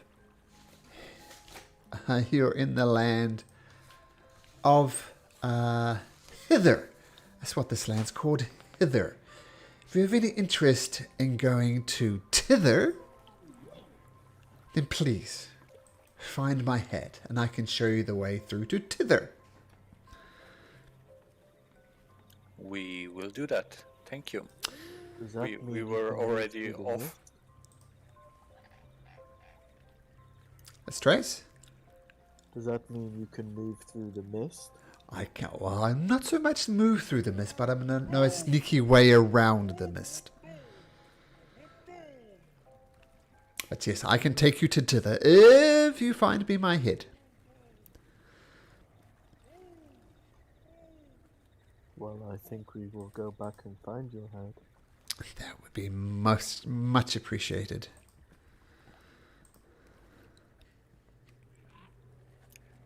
Okay. Well, I hope to see you soon with your head in our possession. Fantastic. I'll just be waiting on this bridge, but I tend to like to move around a bit, but should be around the soggy court somewhere. I'm sure we'll find you. We can ask the bullywugs about your location if we need to. Okay.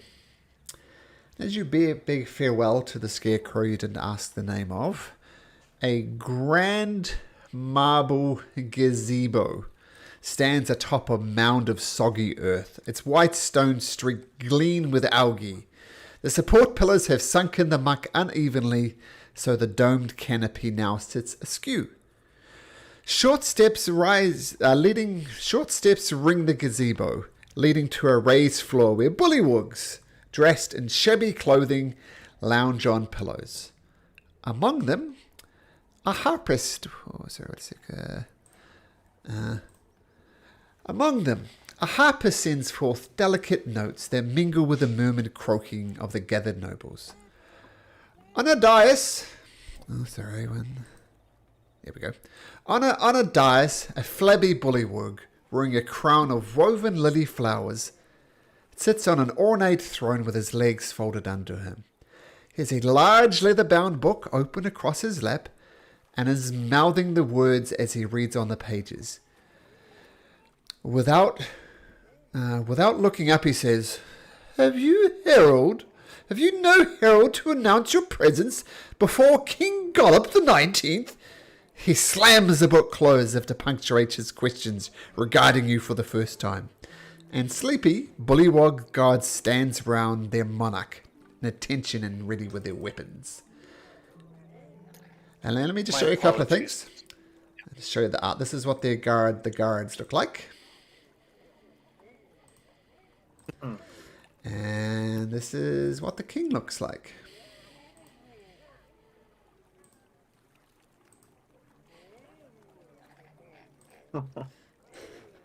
I love that art.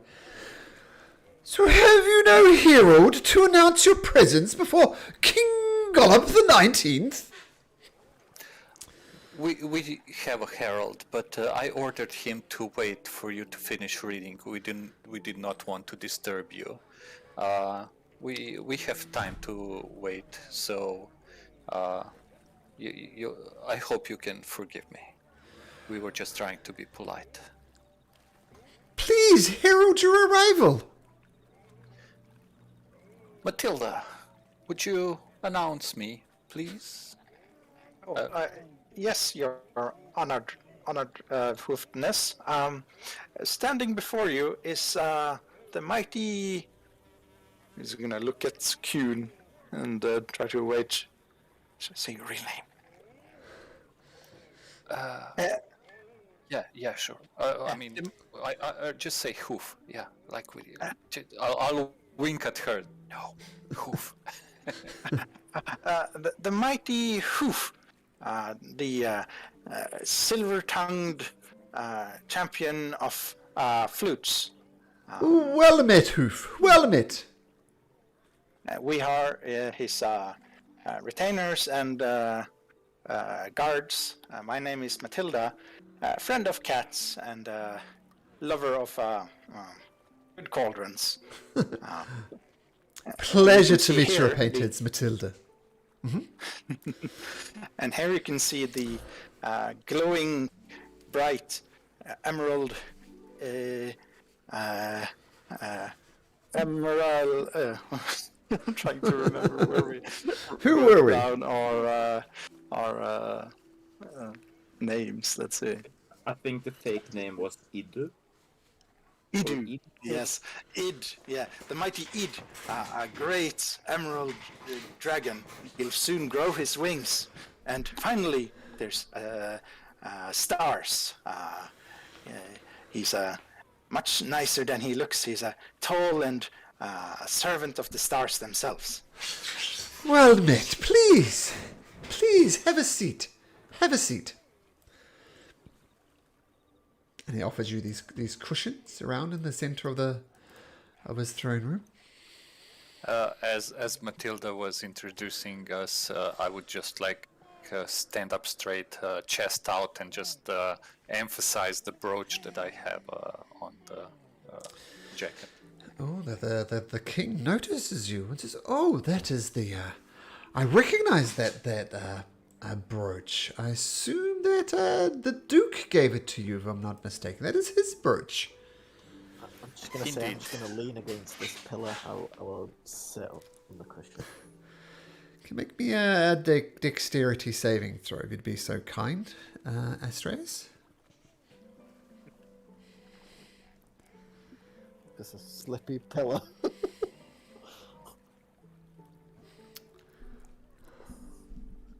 Oh, please, please, do not lean on the pillars. I love this gazebo. It's seen better days, and someone as large as yourself leaning on the pillar might, in fact, topple the whole thing down. So please don't do that. And I'll just stand up straight then and nod instead. Okay, very good. So you've why on earth would the Duke give you such a precious gift? He's very proud of that brooch. What's going on here? There was some trouble at his house, at his mansion, and we helped get rid of it. As a thank you, he gave us this brooch because he knew we were on our way to meet you, Your Highness, and he thought it might help gain some favor with you. What? So you'd know we're trustworthy. Well, consider yourself favored, well earned.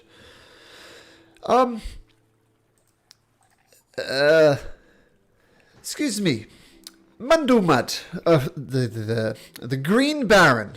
Would you please get these people some of our finest wines? And Muddlemind goes somewhere and comes back with some wine and offers you all a glass. 2 new friends! And he takes a sip of his wine. And wise rulers. Please, let us toast. I'll wait for him to take a sip and then He takes a sip. myself. Okay. Yeah, I'll do it as well. Is anybody not sipping? Astraeus will pretend to sip. Make a sleight of hand check, Astraeus.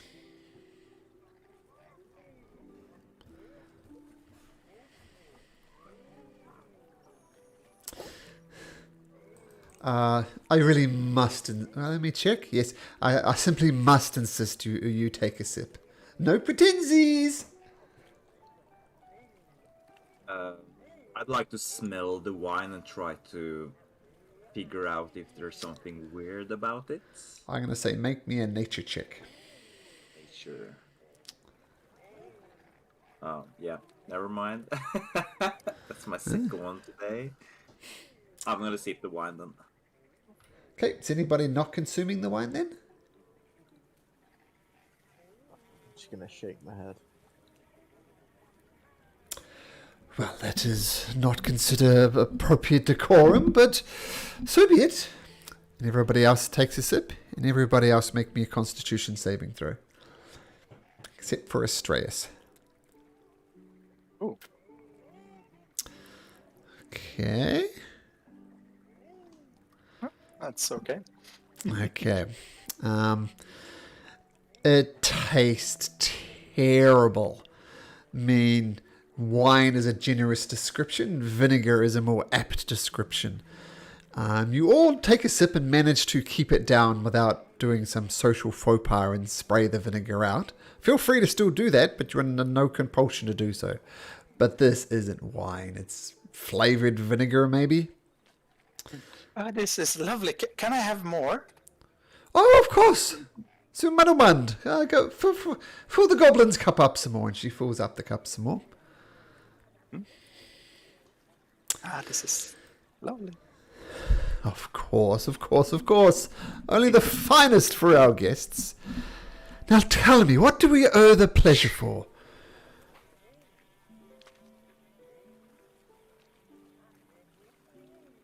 Are you just come to meet the mighty King Gollop the 19th?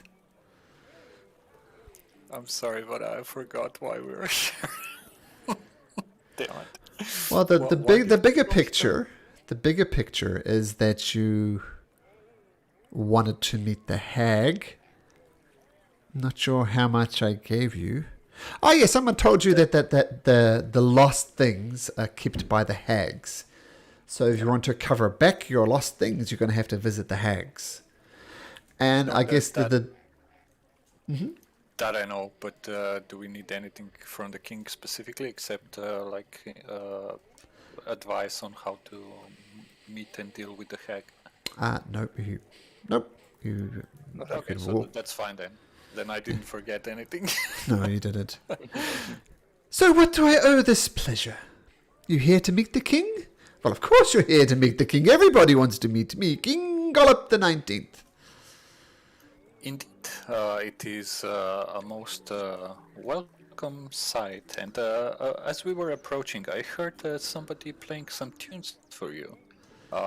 Might I play one for you as well? Of course, It is of course. I hope it is deserving of such a distinguished king as you are. Sir Gollop, please cease that harp playing at once.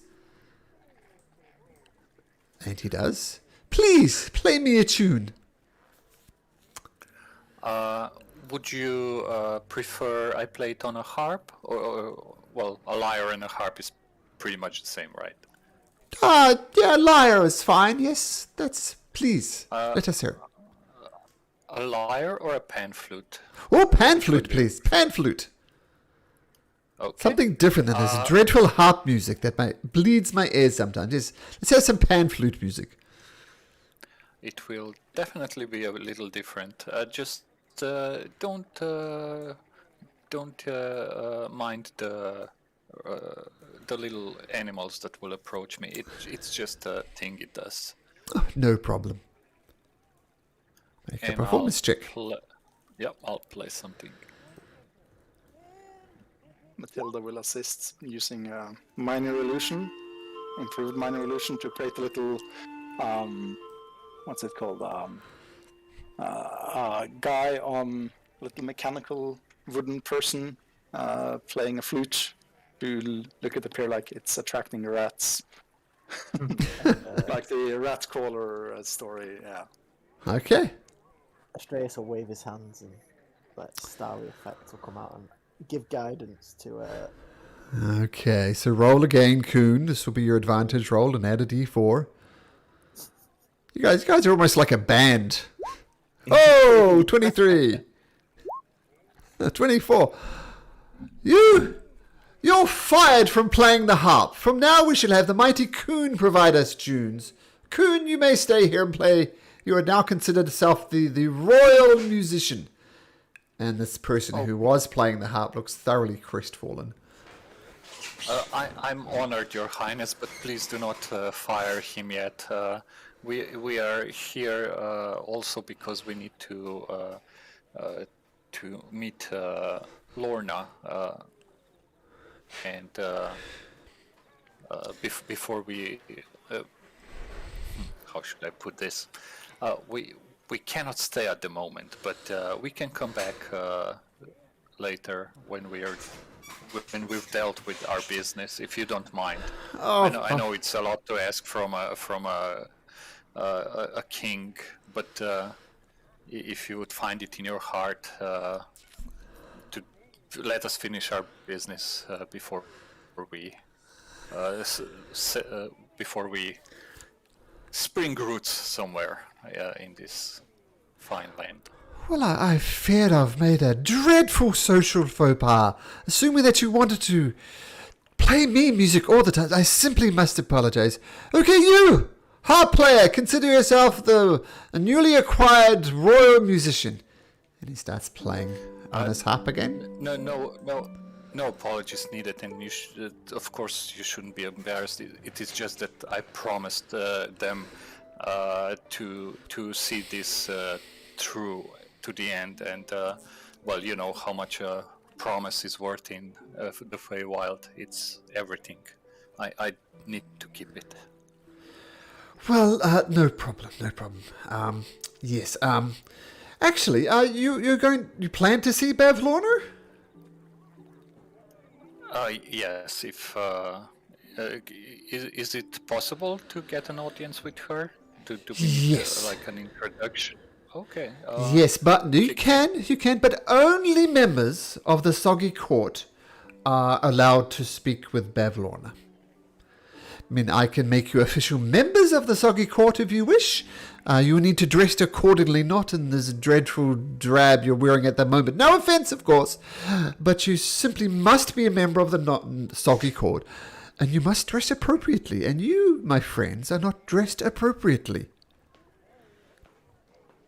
I do have a change of clothes, but yes, indeed, the others, well, what you see is what you get, I guess. Might we inquire as to where can we get such fine clothes as perhaps you are wearing, or at least your servants? Well, yes, you may proceed to the royal palace, which is just to the east of here. Let's go to the east. Yeah, and you'll find it, no problem. And how would we become members of the Soggy Court? Well, I formally make you members of the Soggy Court. Bavlorna won't believe you, though, if you're not dressed appropriately. So I can officially decree you members of the royal court, you'll simply need to kneel before me. Now place this gentle sword on each of your shoulder, dress appropriately, and you'll be considered official members of the Soggy Court. Astreus is gonna bend down and whisper into Matilda's ear. Ask about the bullywug in jail. Oh, yeah. We also heard that there was an escape from here. A fairy dragon and a compatriot of his, a traitor to your people, perhaps, I think, and another one. Can you tell us what happened? If it's possible for a bullywug to blush, the king blushes and says, "Oh well, that was a most unfortunate beginning to my reign as King Gollop the 19th, and yes, it wasn't good. But Sir Talavere, fairy dragon, we had him captured. Bavlorna wanted some words with him, but thanks to some actions of some other bullywugs, they stole one of our balloons and took off. It was the most inauspicious start to my reign, and I'm trifling embarrassed about it, to be honest. But yes, they stole a balloon, but we did catch one of their conspirators, one of Sir Talavere's conspirators, Morgort. I would tell you his official title, but I've removed him from any official sanctions. He's now effectively a nobody, and we have him captured to the west of here. To the east. Not far from the palace. But, speaking of faux pas, I offered to make you members of the royal court. Why are we talking about such other matters? If you want to be a member of the Soggy Court, just kneel before me. Are there any obligations we would have to accept? Oh, by no. becoming members? No. Nope, I can just Insight. officially... Sure, make me an insight check. Can I as well? Sure.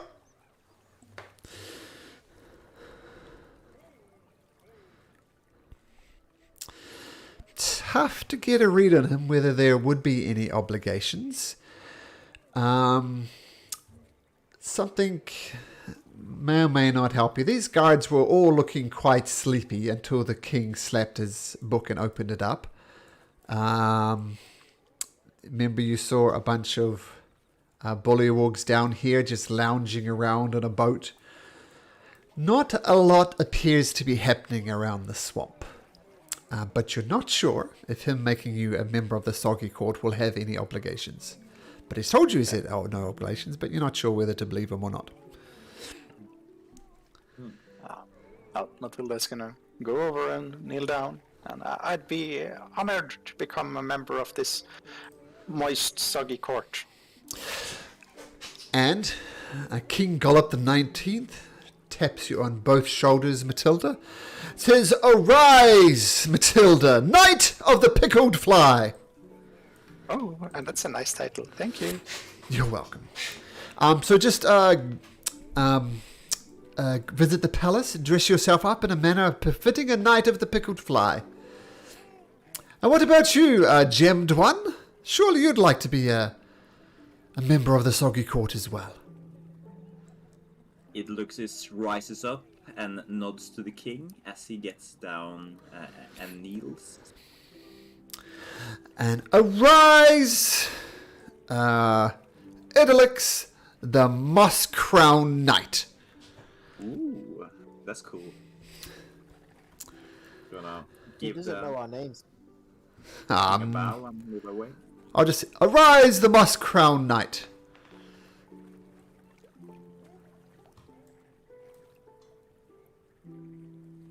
What about you? You especially, he says to Coon, you especially bring the brooch. Kneel before me, and I shall knight you as well. Perhaps I could be the royal bard in waiting, as unfortunately we will have to wait for me to return from other obligations. Would that be okay? Of course. Whatever title you deem appropriate.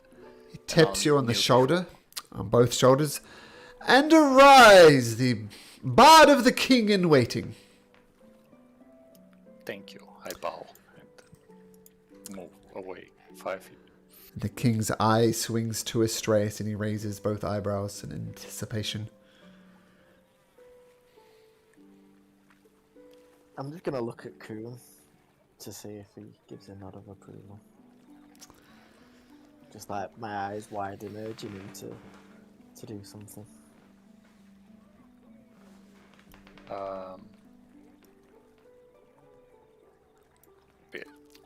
Do you want me to wink at you and give you bardic inspiration or something?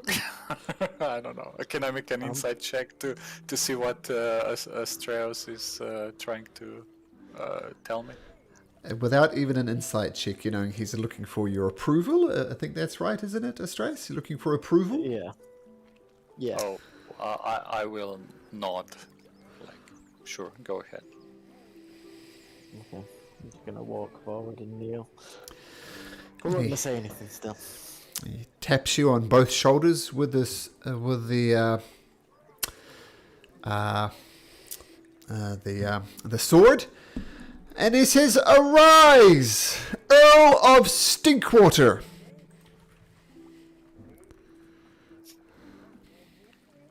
And I'm going to nod and just head back to this pillar. Okay, I'm going to slightly change yours, Coon. You're going to be the croaking sage in waiting. Okay. Croaking sage in waiting. Well, congratulations, you're a member of the Soggy Court. As I said, Lorna will only accept people from the Soggy Court. So as long as you dress appropriately, we shall have no problems. Now, this is fantastic. We are all friends. This is good. We're all members of the court. Now, might I,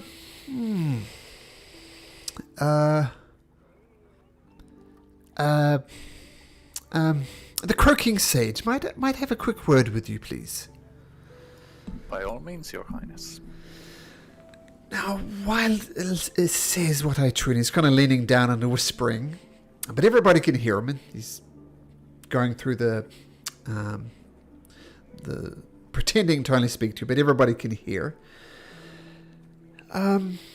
So I've just come into this recently, and quite frankly, my reign is off to a terrible start. Sir Talavere, recent escape from the theft from one of Bavlona's prized balloons, has left many of them questioning my abilities to rule in a crisis. Now, I've grown paranoid, not only of my place being taken, but also incurring the hag's wrath. Now, my suspicions have been confirmed because in the pages of this book in his lap, and he shows you the book, and you see on the title it says the title of the book is Bavlona's Big Book of Bad Blood. And Lorna writes name displeasure with everybody, and my name is in here. Now, well, actually, my name is not in here yet now, but Lots of her enemies have spout out in detail. Now, I acquired it from a merchant not far from here, not realizing that it was Bavlorna's book. So I think this creature stole it, sold it to me, and if Bavlorna ever finds out that I have this book, I'm going to be in big trouble. So could you please return this to Bavlorna as sneakily as you can? Of course. Anything for my king. And I will, reach out for the book if he wants to give it to me. Yes, and he hands the book over to you, and just assure her that if it ever comes up that King Gollop didn't steal it, but merely was insuring it for her safekeeping. Would that be okay? Of course. I mean, we can even say that one of the brigands took it. Oh, of course. Maybe even Agdon Longscarf, their former leader. Maybe. That would be good. That'll be a pretty believable lie, I think. Of Or course. Ruse. Let's not say lie. A ruse. Keep in mind, though, that what actually happened is there's some merchants around here, off to the east of the palace again, in this magnificent balloon that's held up together by storm clouds. I bought the book from them, and I assume they stole it. But yes, blame it on Agdon. Yes, blame it on Agdon. I think he pretty much deserves her wrath. Yes, we will do as you request. Thank you for trusting us with this. You're most welcome. So I suggest you go and get dressed accordingly. We will, at once. Thank you. Should we just proceed to Bavlorna afterwards, or should we return here? Do you have anything else for us to do? Well, if you just get the book back, that would be fine. And yes, come back and visit any time. Feel free to enjoy the rest of the Soggy Court. There's my royal palace, of course. So, thank you. I look forward to playing for you again, somewhere in the very near future, I hope. That would be most magnificent. Have a nice day. You have a splendid day too. Most splendid day. And I'll start moving towards the east. Okay. Thank you for. Oh, sorry. No, you first. I'm just gonna say thank you for your having us, Your Highness, your most flying devouringness. Thank you. You're most welcome. You go tell everybody you can that these people are now official members of the Soggy Court, and they shall be treated as such. And a couple of the Bollywogs dash east and west. Yes, a pleasure to make your acquaintance. Come back any time. The pleasure is all mine. Idluk's gonna give the king a bow before he leaves as well. There's a little flourish back in your direction. Just waves his hand in a appreciative manner, I guess. Strauss is gonna get down on one knee, but to stroke the crocodile or alligator that's behind him. Yeah, sure. It seems friendly enough, and the king appreciates you giving the creature your attention. I'm gonna get up and walk away. Very good.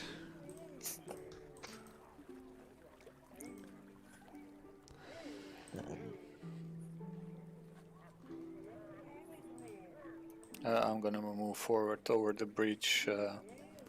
I'll just wait for the others to catch up, so we don't get lost or anything in this Can fog. we stop here, guys? Guys, stop. Stop Yeah, going. Jace. Can I make a perception check to see if anyone's around and within air range? Sure, make a perception. You don't think so, but it's hard to tell with all this fog around. But you don't think so. As I was stood there trying to look menacing, something handed me a note inside of a goblet. Oh? And I don't know why. What did I it say? think we should. No, I think we should read it, but I don't know if there's a safe place. I was gonna look into the big book of bad blood as well. So as soon as we find a safe place, we'll take a look at it. But if it's not a long note, we can take a look at that. Like we can huddle up and take a look at it without anybody seeing it. We can just hide it in bit, like we can shield it with our bodies, and no one will see what we're looking at. Hopefully. Well, I think we should find somewhere quiet. Okay. Well, maybe they'll have a room or something at the court. Okay, so you're not actually reading the note yet, Astraeus. Okay, cool. No. Okay. Can I have a look at the goblet and see if it's worth anything? Like a lot of things here, it's got some frills on it or stuff, but it's worth nothing. Okay. You hear a voice sounding, "Oh, hi there! I hear you are the new members of the Soggy Court. Welcome to the King's Palace." It's a big crocodile. Well met, we are indeed the new members of the court. Might we ask, we were sent to get some appropriate clothing. Which way can we get them? Because the road just split to the north and to the south. Well, this is indeed the King's Palace, the Soggy Palace. Oh, sorry, crocodile takes an accidental step. Yeah, so I'll just explain what it looks like. This is like you see a ramshackle hall inside here. It's built around a big tree, and two of the limbs are just reaching out through the walls of this enormous welcoming arms. The interior of this hall is roomy with an open cloth band that allows occupants of the upper story to look out on the lower one. And there's lots of bullywug courtiers inside of this space, giving their guttural cloaks. Oh, please. I notice you're not dressed appropriately. Might I suggest that you come inside and we get you dressed up properly? Thank you, that is exactly why we're here. Okay, step inside. May we pass the alligator safely? Yeah, of course, mate. Come on right in. All right, bite ya. Oh, thank you, Mr. Alligator or Crocodile. Oi, you have a oi, nice- oi, oi. I'm a crocodile, thank you very much. I'm not some stinking alligator, I'm a crocodile. Exactly why I asked. I didn't want to insult you. Did you by any chance have a name? Or Sir, a title? Sir Snap-a-lot. Sir Snap-a-lot. Sir Well, Snap-a-lot, well, yep. I am Kun, the croaking sage in waiting. Pleasure to meet you. Consider yourself having a friend and Sir Snap-a-lot. And he kind of gives a few chomps. Sorry, that was Hoof, the croaking sage in waiting. We said my name is Hoof, so... Yeah. You don't know your own name, mate. It's Hoof, yes, it's Hoof. Sorry. Never mind, Hoof? just forget that happened. Oh, Sir Snap-a-lot's a bit confused, but that's okay. Go right in, guys. Welcome to the Sinking Palace. Do you like strokes?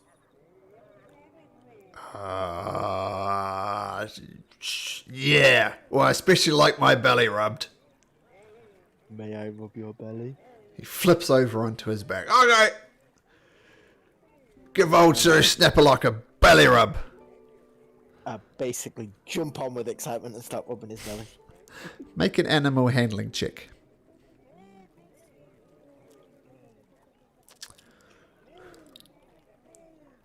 Oh, yeah, right there. Oh, that's so good. Just scratch right behind my... Oh, wow.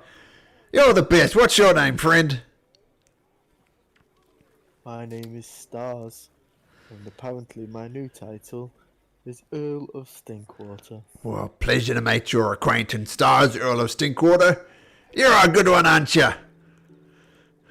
I like to make friends where I go. Cool. Do you remember what Sir Snapalot is? Am I an alligator or a crocodile? A crocodile. Oh, you're a smart one too. Okay, in you go. Get yourself dolled up. I can tell because you have a long snout. Ha ha! Snap, snap, snap, snap, snap, snap, snap.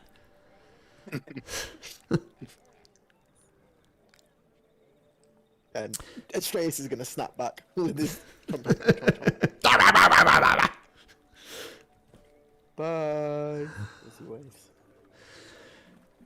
Okay, so up on this kind of upper level, you can kind of see out into the swamp a little bit anyway. Maybe you're lounging in here, you could. Well, let's get you dolled up then, shall we? And they go around and they put cloaks on you with big ruffled collars and big poofy sleeves and ankles.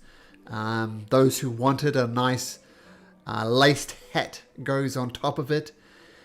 And the bullywug comes over to Astraeus and starts laying some stuff on him, but nothing seems to really fit Astraeus. And like he puts on a nice cloak, but it just kind of sags around the shoulders, and one of Astraeus' shoulder pops off. He puts on a hat, but the hats are either too big or too small for Astraeus. And the rest of you look quite magnificent in a soggy court type of way, but Astraeus looks like just a mess of frills and ribbons. He looks quite... Well, you all kind of look a little bit ridiculous, but Astraeus has kind of taken it to a new level. He doesn't look at all good. Can I use one of my costumes and the disguise kit to make him more presentable or more... Sure. to stand out less? Sure. Yep. Use your disguise kit to try and make him look more presentable and not just a massive frills. Exactly. Yep. Okay. Do I need to roll make- anything or is Yep. that... Disguise kit check. Not sure what to roll for that. Roll D20 plus Dex plus proficiency. If there's no convenient button for it. It's the same as Dex saving throw, so I'll roll that. Sure, if you're proficient in Dex saving throws, that works. Or acrobatics, or actually sleight of hand would be appropriate. Oh, pick one of those. It's the same, yeah. Okay, you've made many people look good in your time, Kuhn, and you feel you do a great job. And you look back at Astraeus, and he still doesn't look great. Still frills and ribbons, no matter, despite your best effort. I guess it'll have to do. I wish I knew some kind of magic that could change appearances, but I don't really know if any kind of that sort of magic yet. I can change my appearance. Oh. Well, that would have been useful an hour ago when we started. I mean, sure, if you want to. Why an hour ago? I mean, I guess we've been here for a while, since all of us had to get new clothing, and there was a little extra work we did for you, so... But there's no point in me changing my appearance until I'm there. Yeah, it'll do fine for now. I don't see why I should have to change my appearance. I guess you don't have to. We just wanted to fit in. but it's fine. I'll ask the frog. Are we finished? Is this presentable? Well, te- technically, yes. You're all recognizable as members of the Saki court, but despite my best efforts, your tall friend over there would be present as this member of the Soggy Court, but one who, despite my best efforts, appears as having no fashion sense whatsoever. Well, that's not on you. That's on him. But Yes. I'm.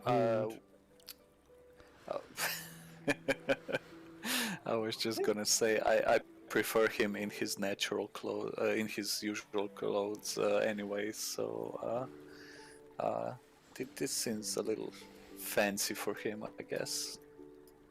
But we'll make do. Well, Do you by any chance know anything about meeting Lorna? Any courtesies we should show her, or any way we should behave? I'd just be on your best behavior. She gets visitors every now and then. Some of them have gone and speak to her without even getting permission from the king. But, yeah, you just be on your best behavior. Of course, she's still under the rules of hospitality, and she will not attack you if you enter her house. Okay, thank you. Is there somewhere thank you for private this. we can go? Somewhere Yeah, private. Do you have like a room where we could just have a quick meeting or nap. something? Just to Go it. prepare? Go to this one over here, and you have a fantastic view of the swamp. And yeah, over here, no one will bother you. I'll tell him the most recent members of the Soggy Court need to relax and take in the sights. So yes, head down here. Thank you very much.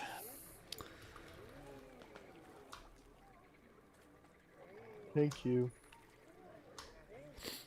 No problem.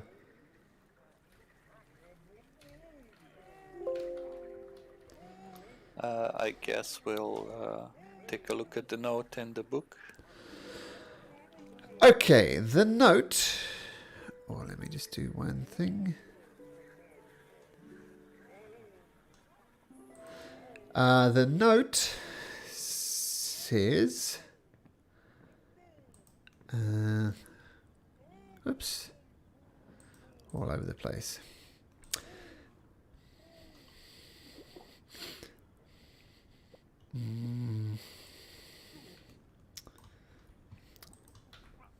This is what it says.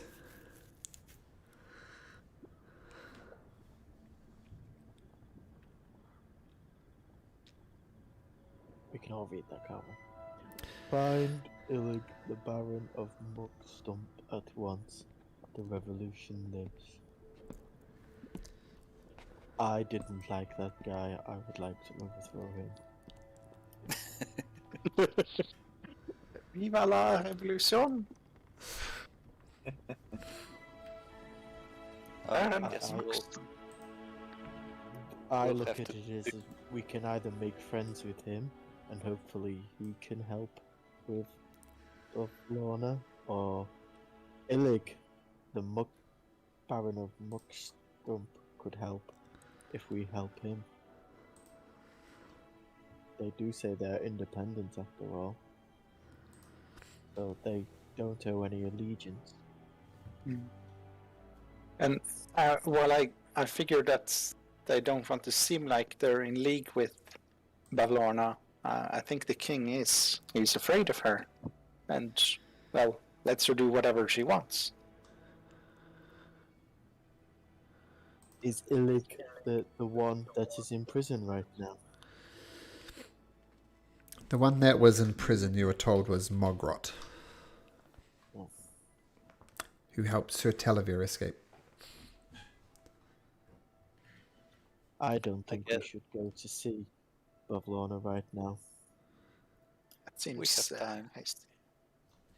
We should, quotation marks, see about interrogating this Morgrot and what he knows, perhaps.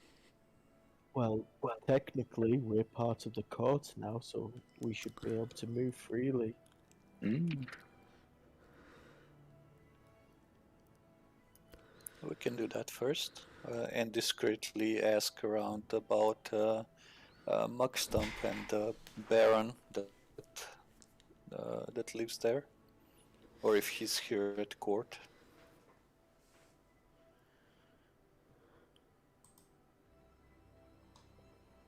Well, let's have a read of that book as well. Yeah, I was just gonna open it, see what names are in there. I'm going what to can I? just stand at the store, sorry, and see if anyone's listening in or nearby. Make a perception check.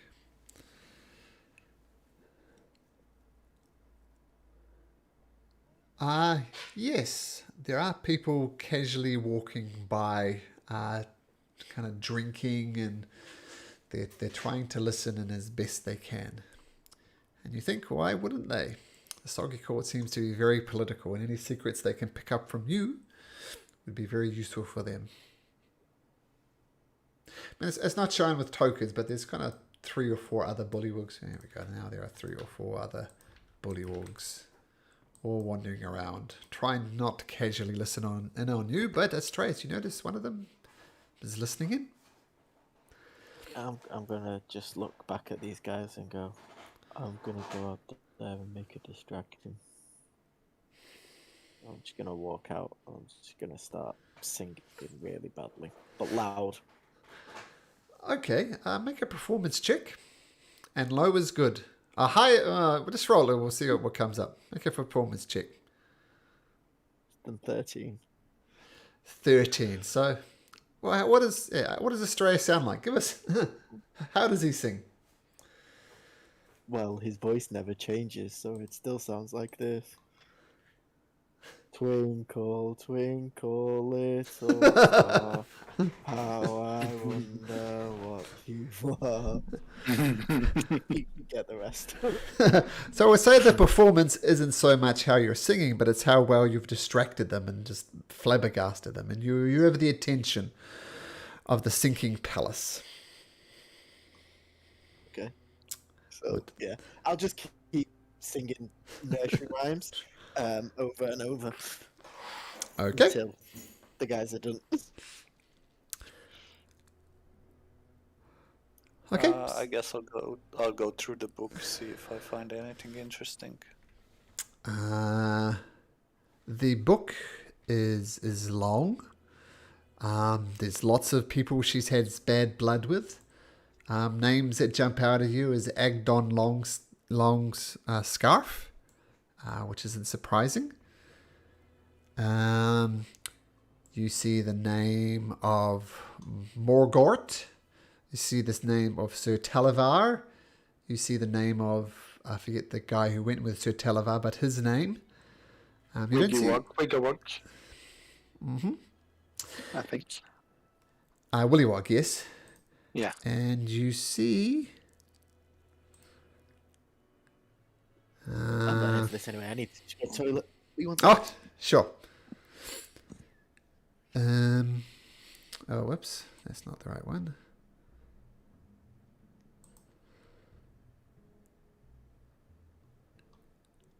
Sorry, this one's important. I'll make sure I get it right. Here we go.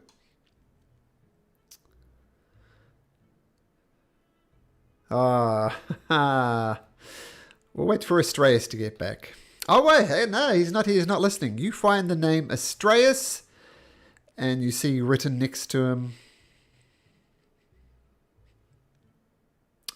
Yes, you see him written here. Went somewhere when he should have paid. snuck in somewhere, and she has taken something from Astrais, it seems. Hmm.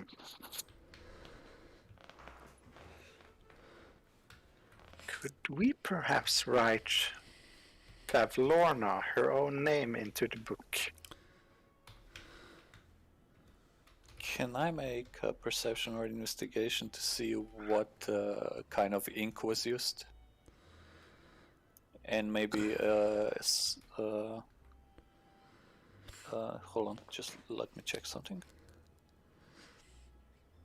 Oh, what kind of forgery kit? I'm proficient with a forgery kit, so I could forge her writing, I guess. Yep, you could.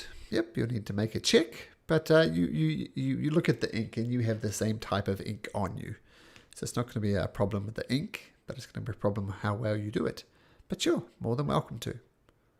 In the Okay, distance, you can hear Humpty Dumpty sat on a wall. Humpty Dumpty had a great fall. Okay. So make your forger's kit there. Check.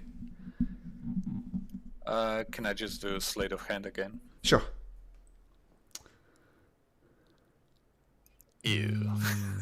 Not Not very great. Yeah, not very well at all. Even to Idalux and Matilda's hand, it's plainly a fake. I mean, it would be strange if she wrote it. If she wrote her own name herself. Anyway. Okay, so the name that jumps out is the name that I mentioned, but we'll let you decide what you want to do with it. Can I figure out if there's any way to erase one of the names? It would be hard, but you could do another forgeries kits, but it will be at disadvantage I'll do that, sure. because you have to erase it and then go over top of it again with an actual name. So yeah, sleight of hand, I guess. Yeah. Oh, forgot to ask for guidance.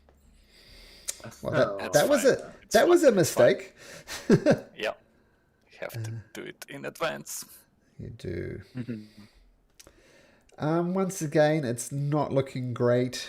Say Idalux, and it looks good to Matilda actually, but Idalux, you can tell something's fishy up as well. But looks good to Matilda though.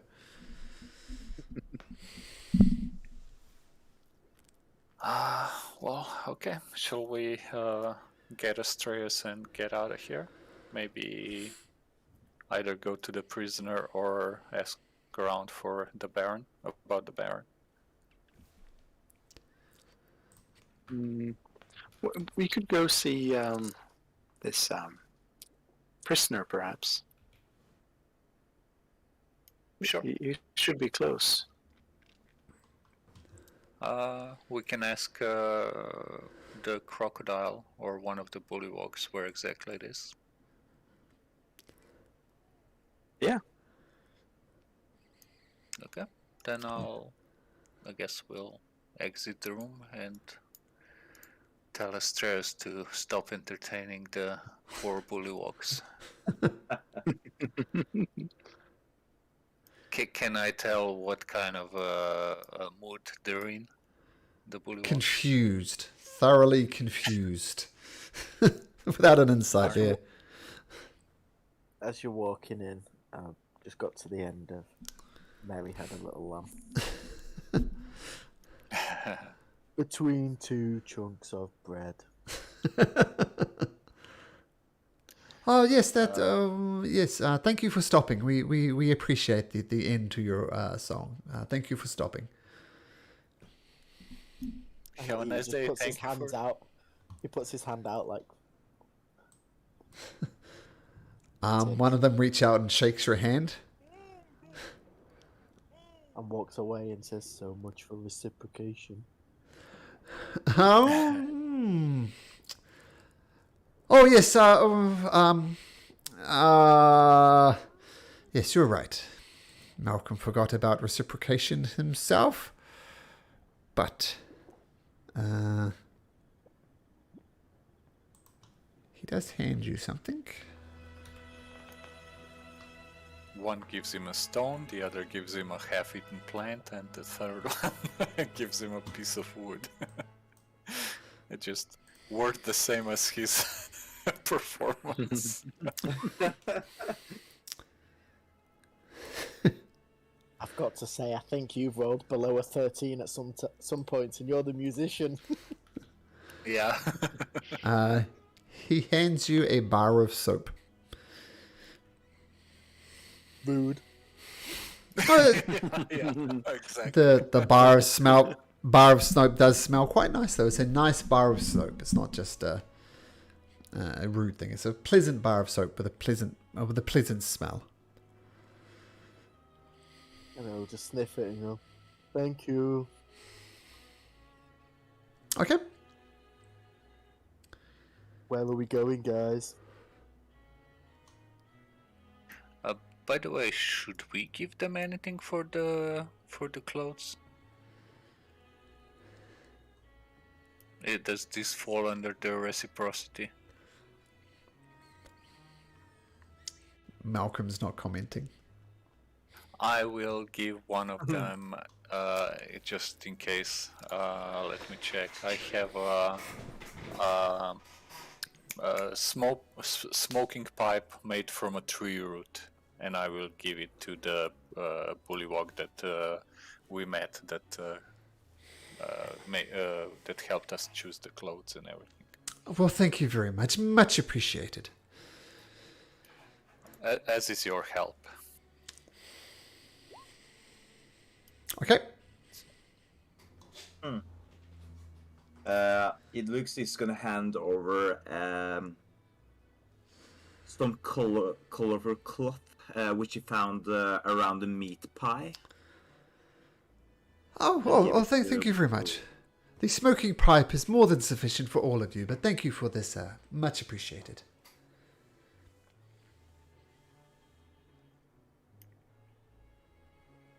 Hey, how did it go in there? Says Sir Snap-a-Lot. Everything good? Snap, snap, snap, snap, snap, snap. And Astreus will snap back. You sure do snap a lot. Ha! That's why they call me Sir Snap-a-Lot, mate. Indeed. Might we ask, do you know where the prison is? We were told we could talk to one of the prisoners there. Oh, yeah, no problems, mate. Follow me. Oh, Snap, snap, snap, snap, snap. Every time he snaps like that, Astreus is just going to snap, snap, snap, snap, snap. Snap, snap, snap, snap, snap. Snap, snap, snap, snap, snap. Snap, snap, snap, snap. Yeah, over this Snap, way. snap, snap, snap. Oi! Margaret, you got some visitors. Snap, snap, snap, snap, snap, snap, snap. Snap, snap, snap, snap, snap. All right, I'll leave you to it. See you later. thank you. Have a nice Yeah. day. Bye. Hey, I couldn't Astreus bother makes you. Big waves. I couldn't bother you for one more belly rub, could I? Okay. Flips over. Another animal handling check. Oh, please be good. Oh, that's fantastic. Snap, snap, snap, snap, snap, snap. Snap, snap, snap, snap, snap, snap, snap. And Sir Snap-a-Lot snaps away gaily and goes back to his post. Astreus I with big hand waves again. Bye. Bye! And, so rising from the soggy earth is a sturdy wooden hut with an open doorway on one side of it. At the back of the hut are 2 holding cells. A thick mangrove roots serve as bars with a small round door closing off each cell. The floor of one cell is covered with several inches of stinking water. The other cell holds a figure in rags slumped against the back wall. Can we just enter? You can enter into this area, yep. So like, And yeah, yep. is there no guards around? Nope. But there is, as I said, this bullywug dressed in rags slumped against the back wall. I will knock on the wall just to get his attention. Oh, hello? Hello, may we approach? It's not like I can stop you, but sure. Yeah, but it's polite to ask. Hello, my name is Hoof. I'm the royal croaking sage in waiting. Well, I guess that. And Morgoth stands up and gives you a knightly bow. So there were. Wait a minute. No, there's no guards. Yeah, she is dressed in rags. She's wearing the remnants of an orange surcoat that bears the sigil of a great helm fashioned to resemble a frog's head. Morgoth, at your service. I've been stripped of all ranks, so it's just Morgoth. No need to address me as sir or anything like that. What were your former ranks? My former ranks, I used to be the Earl of Stinky Bog.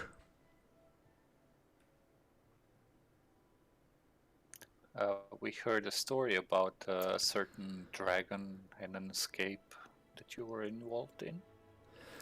Oh yes. We would like to know more about that, if possible. Well, Sir Televar, despite his arrogance, is quite a noble creature, and being captured like this, it wasn't. I just couldn't handle it as the nobility that has bled into my blood.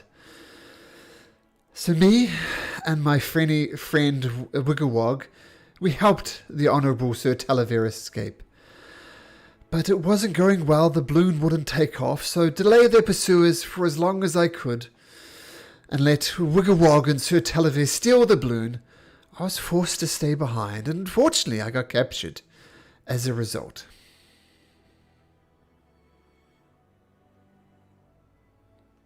Why did you help them escape? I recognize nobility where I can see it. I do not see any nobility in the king, and even less in Lorna Slackjaw. So, everything was going well, but then the balloon wouldn't inflate, and that was our downfall. Otherwise, we have got it away no problem. I don't see any nobility in the king either. No, but that is a common thing here. Ignoble king, followed by yet another one who lacks any nobility, or honour for that matter. Do you perhaps know of someone called Illig? The Baron of Muckstump? I just have to roll something.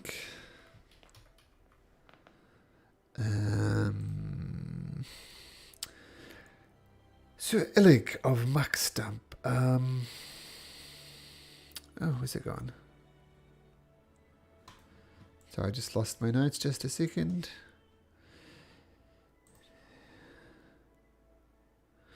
Oh, I'm sorry. I have no idea. I recognize the name. He wants to do a play for power, as does everybody else in this cursed swamp, but I do not know where they are, sorry. So Do you know would if not he's an class him as actual- nobility? If he's an actual... Exactly the same question, if he's an actual noble. Well,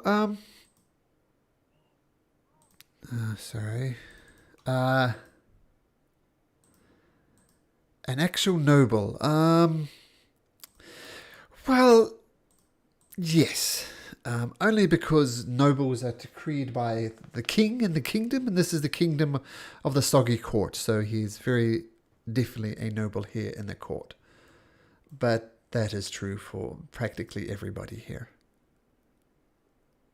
I've been here for 10 minutes, and I'm an earl. Well, that just goes to show you.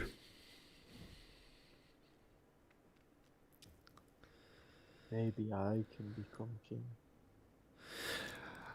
Tell me, I don't suppose you've seen Sir Televar or Wigglewog, really. You're anxious about what has happened to them. I mean, you're plainly outsiders to here. You're not even bullywugs. Do you have any information regarding Wigglewog and Sir Televar? I think on that regard, I think we have good news and bad news. Sir Televar lives. We actually met him and freed him, but according to him, his friend Wigglewog died in the escape. Oh, that is bad news. Wigglewog was a dear friend and as noble as you can find. And with that, Wigglewog kind of slumps back. He's half in fetid water and he looks quite sullen. Don't despair. I mean, we didn't see his corpse. He might still be alive. Sir Televar might be mistaken. There was probably a lot happening during their escape. It is not something that would be easily mistaken.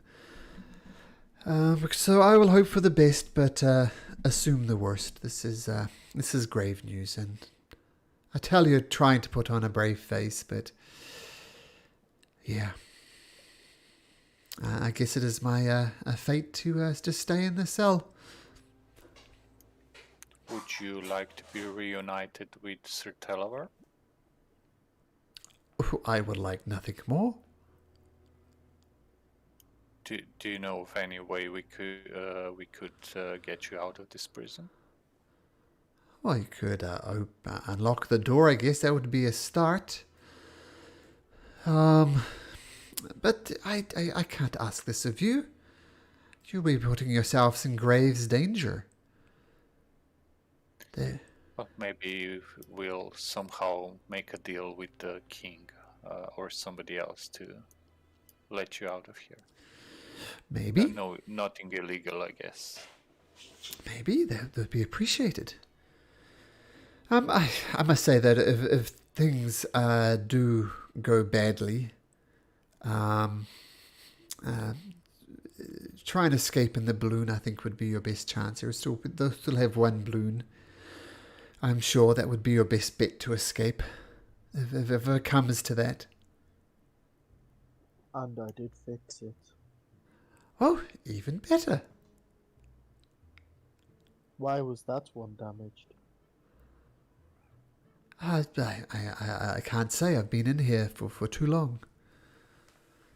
It looked fine when Sir Televar left. There were 2 balloons. Now there's one balloon. I don't know. How long have you been here? Do you know? About a 10-day. Do you are you scheduled for beheading in the near future, or are you safe for now? I'm scheduled, in fact, in the not too distant future by a trial by combat. I will be tied together by the ankles, and if I win, I will earn my freedom. If not, that will be the end of me. And quite frankly, I'm no fighter, so practically I'm sure the king will choose someone with great strength to take me down. But a trial by combat awakes me, which I have no hope of winning. And you have a champion? Oh, the king has a champion. Can you have a champion? No, I cannot. Unfortunately, the rules of I can't even remember the name of the series. What's the name of the series? Game of Thrones. Game of Thrones. Yes, unfortunately, the Game of Thrones rules do not apply here, and you cannot be my champion. What's Game of Thrones? That sounds like a fun game. Chair I've game. only taken one throne in the past few weeks.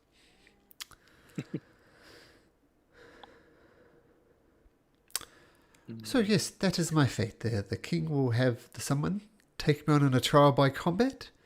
I am more than likely to leave, and I'll be left in the cell to rot until I die. Well, hopefully we can get you out of here before that happens. Could we perhaps? I'm not sure if anyone has any skill with unlocking locked doors, but we could perhaps unlock it, then just have it be shut, and well, you'll wait for an opportune event for something to happen, and make your way out. Well, that would be good. Yes. At least gives me options. I don't think rushing out and making a mad dash for it is the best idea, but sure. If any of you know how to do that, that would be great. I don't think we have any lockpicks, do we? Does anybody have some? No, it's Well. a small knife. Well, you're all just a dreadful tease then, aren't you? Oh, Yes, we're just To unlock it, you will need thieves' tools. A small Yeah. knife. You will actually need thieves' tools. Or knock. What is Or the not, cells yep. made out of? Mostly mangrove roots, but there's a circular door that's made of metal that's kind of intertwined with the mangrove roots, I guess.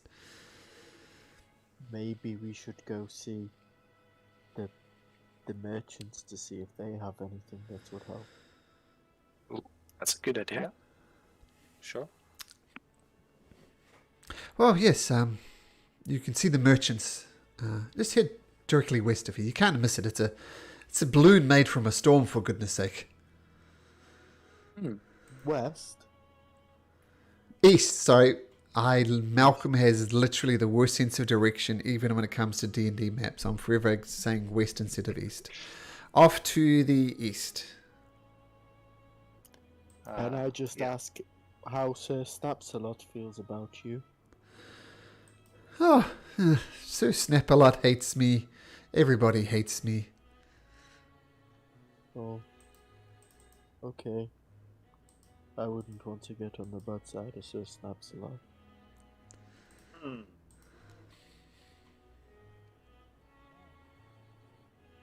I will see if I can change his mind. Of course, that would be great. Well, we'll try to be back as soon as possible. Just hang in there. Not going to be doing anything else, but thank you. By the way, Sir, what was Sir not Trilev? Talavar? Talavar, sorry. Sir Talavar, we traveled with him for a bit, but then he went through the mist into the Wither Tether, right? I Tither. went to see, yeah, in Hither, and I went to see his queen, I think. Yeah, Went to the court. He went to report to the Queen of the Summer Court about what happened to this particular part of the Fey realm. Yeah, I just wanted to tell him that we wanted to go with him, but we couldn't go through the fog, so we parted ways. But just so he knows where he is in case he escapes, so he knows where to go find him. Oh, thank you, thank you.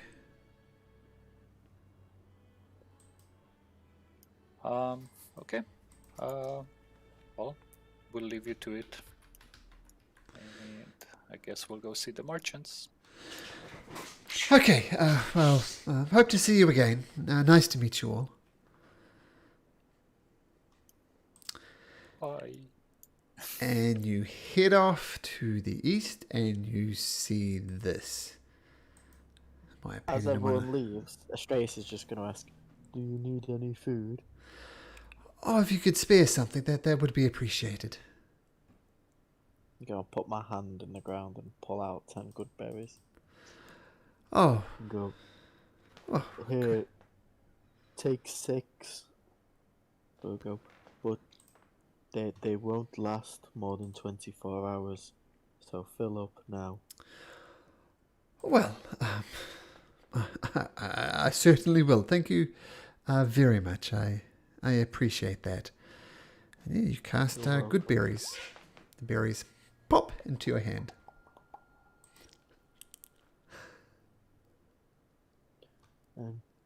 I will try and make sure we're back for you.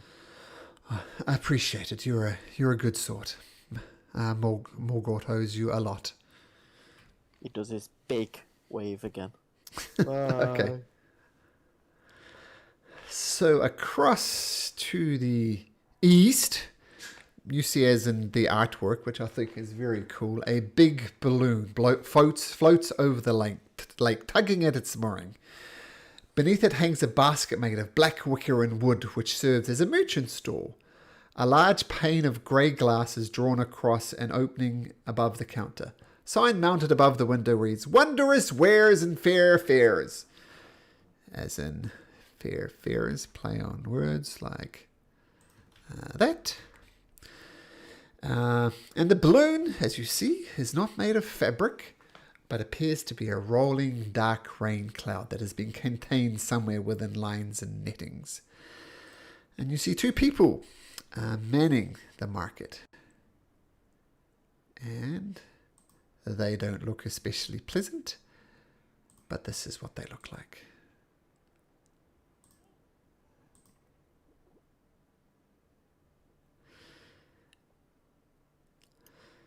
Oh, welcome. Hello. What do you want? You didn't look like you have anything to offer, so I don't know if we can be of assistance. I mean, we know that furbolgs, prefer to hug a tree, and satyrs, I don't know. And you're made of gems. What could you possibly... And a goblin to talk it off. What a bunch of riffraff. And a sign above the counter says this.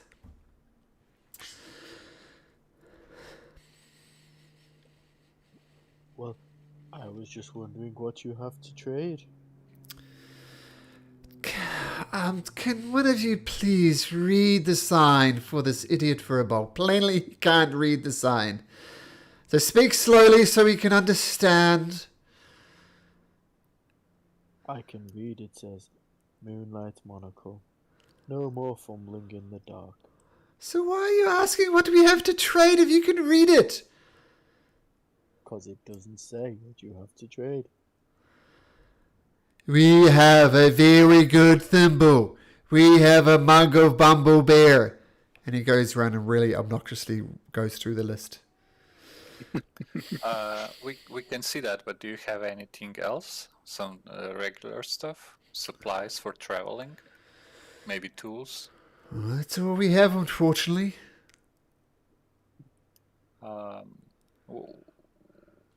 And what do you want in exchange for these? For example, for the moonlight monocle that we mentioned before? Step a little closer. Just need to get a closer look at your eyes. Let me see. That's suspicious. No. Well, tell me this why then. would Tell me this. What are the color of your eyes? Why not grey? I mean, why would you be interested in the color of my eyes? You want my monocle? Does it- I want the color from your eyes. Thank you, but I will keep the color in my eyes. Sorry. Uh-huh. It's a rather magnificent monocle, but yes, you're too common, and your eyes pretty dull. I do have something to trade. I have a little jiggling, sparkling mushroom. Look, when I jiggle it, I jiggle the mushroom. It sparkles or jiggles or something. I can't really remember much, but yeah. What would you? That jiggling and jaggling, I don't want that, but maybe I could trade you for the very rhythm in your steps. No, I want to skip and step. Well, you'd be deprived of all rhythm, shall we say. And let's just say dancing would be difficult. No. Can't dance with my cat if I can't dance to rhythm. Well, that would be what I'd require from you. Your sense of rhythm. The rhythm in your very step. But if you don't want these magnificent items, then I believe we have enough for them. How are they magnificent? I mean, are they magical? Well, everything around here has a little bit of magic. But let's just say our most precious gift are these moonlight monocles. And I could give them to you, but I will require the colour of one of your eyes and depriving the rhythm of the steps. And then you can have these magnificent goggles. How about something else? We were wondering something. You came into the ownership of a book that might have belonged to someone pretty nasty. I was just wondering how you got hold of it. I honestly have no idea what you're talking about. Bavlorna's big bad book of bad people or something. I honestly have no idea what you're talking about. Oh.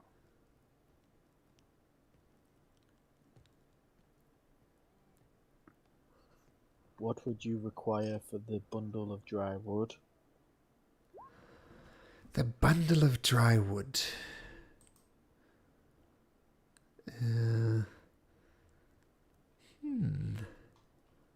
I think I'd require the colour from those dull cow eyes of yours.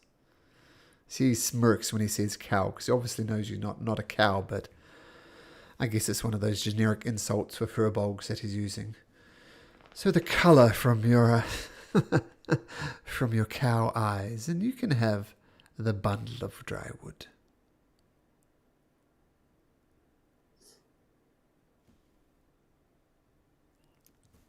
Shall we leave? I don't think we should trade here.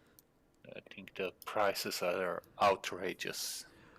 But look, the moonlight monocle will let you see in the dark. It's magical. How could that not be useful?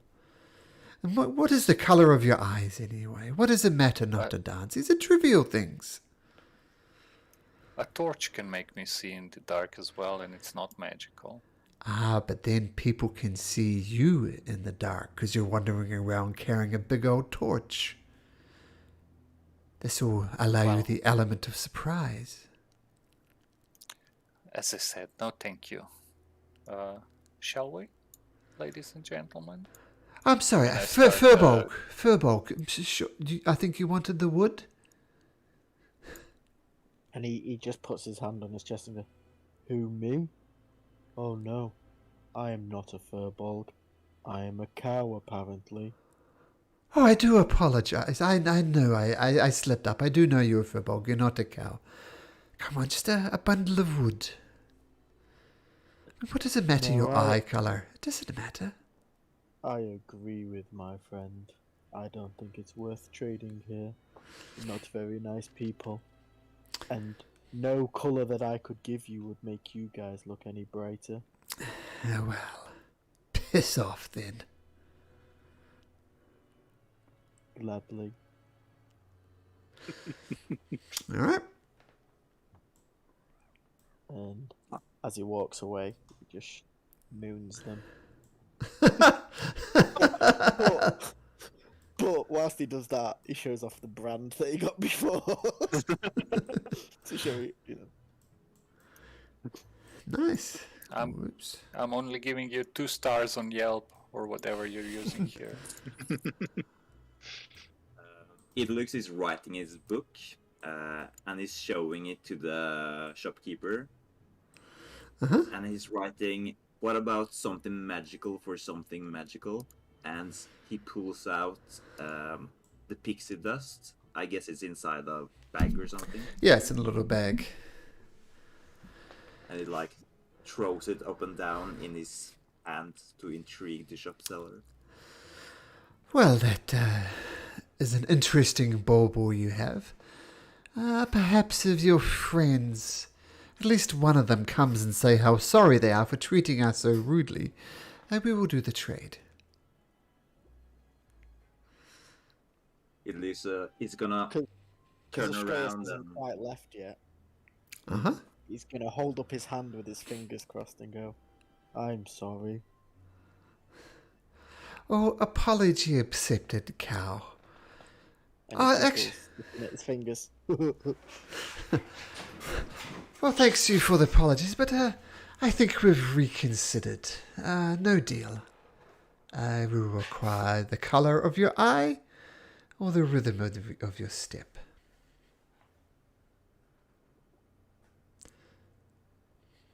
Yeah, you're not the only people who can lie. They lied as well. They had no intention of trading this, but just wanted Astreus to kowtow before them. So no deal. No deal. We did.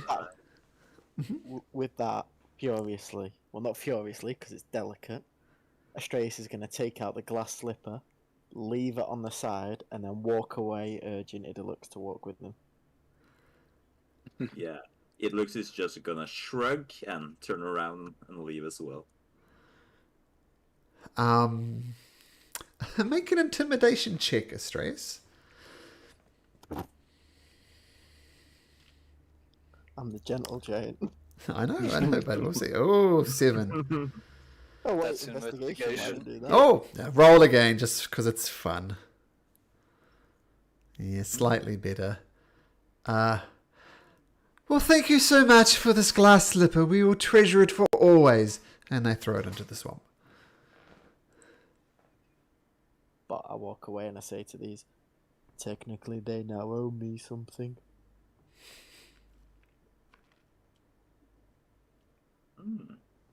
I think I'm getting the hang of this reciprocation thing.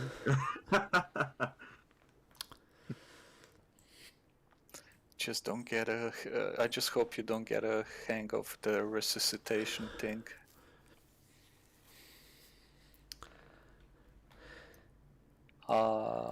Shall we?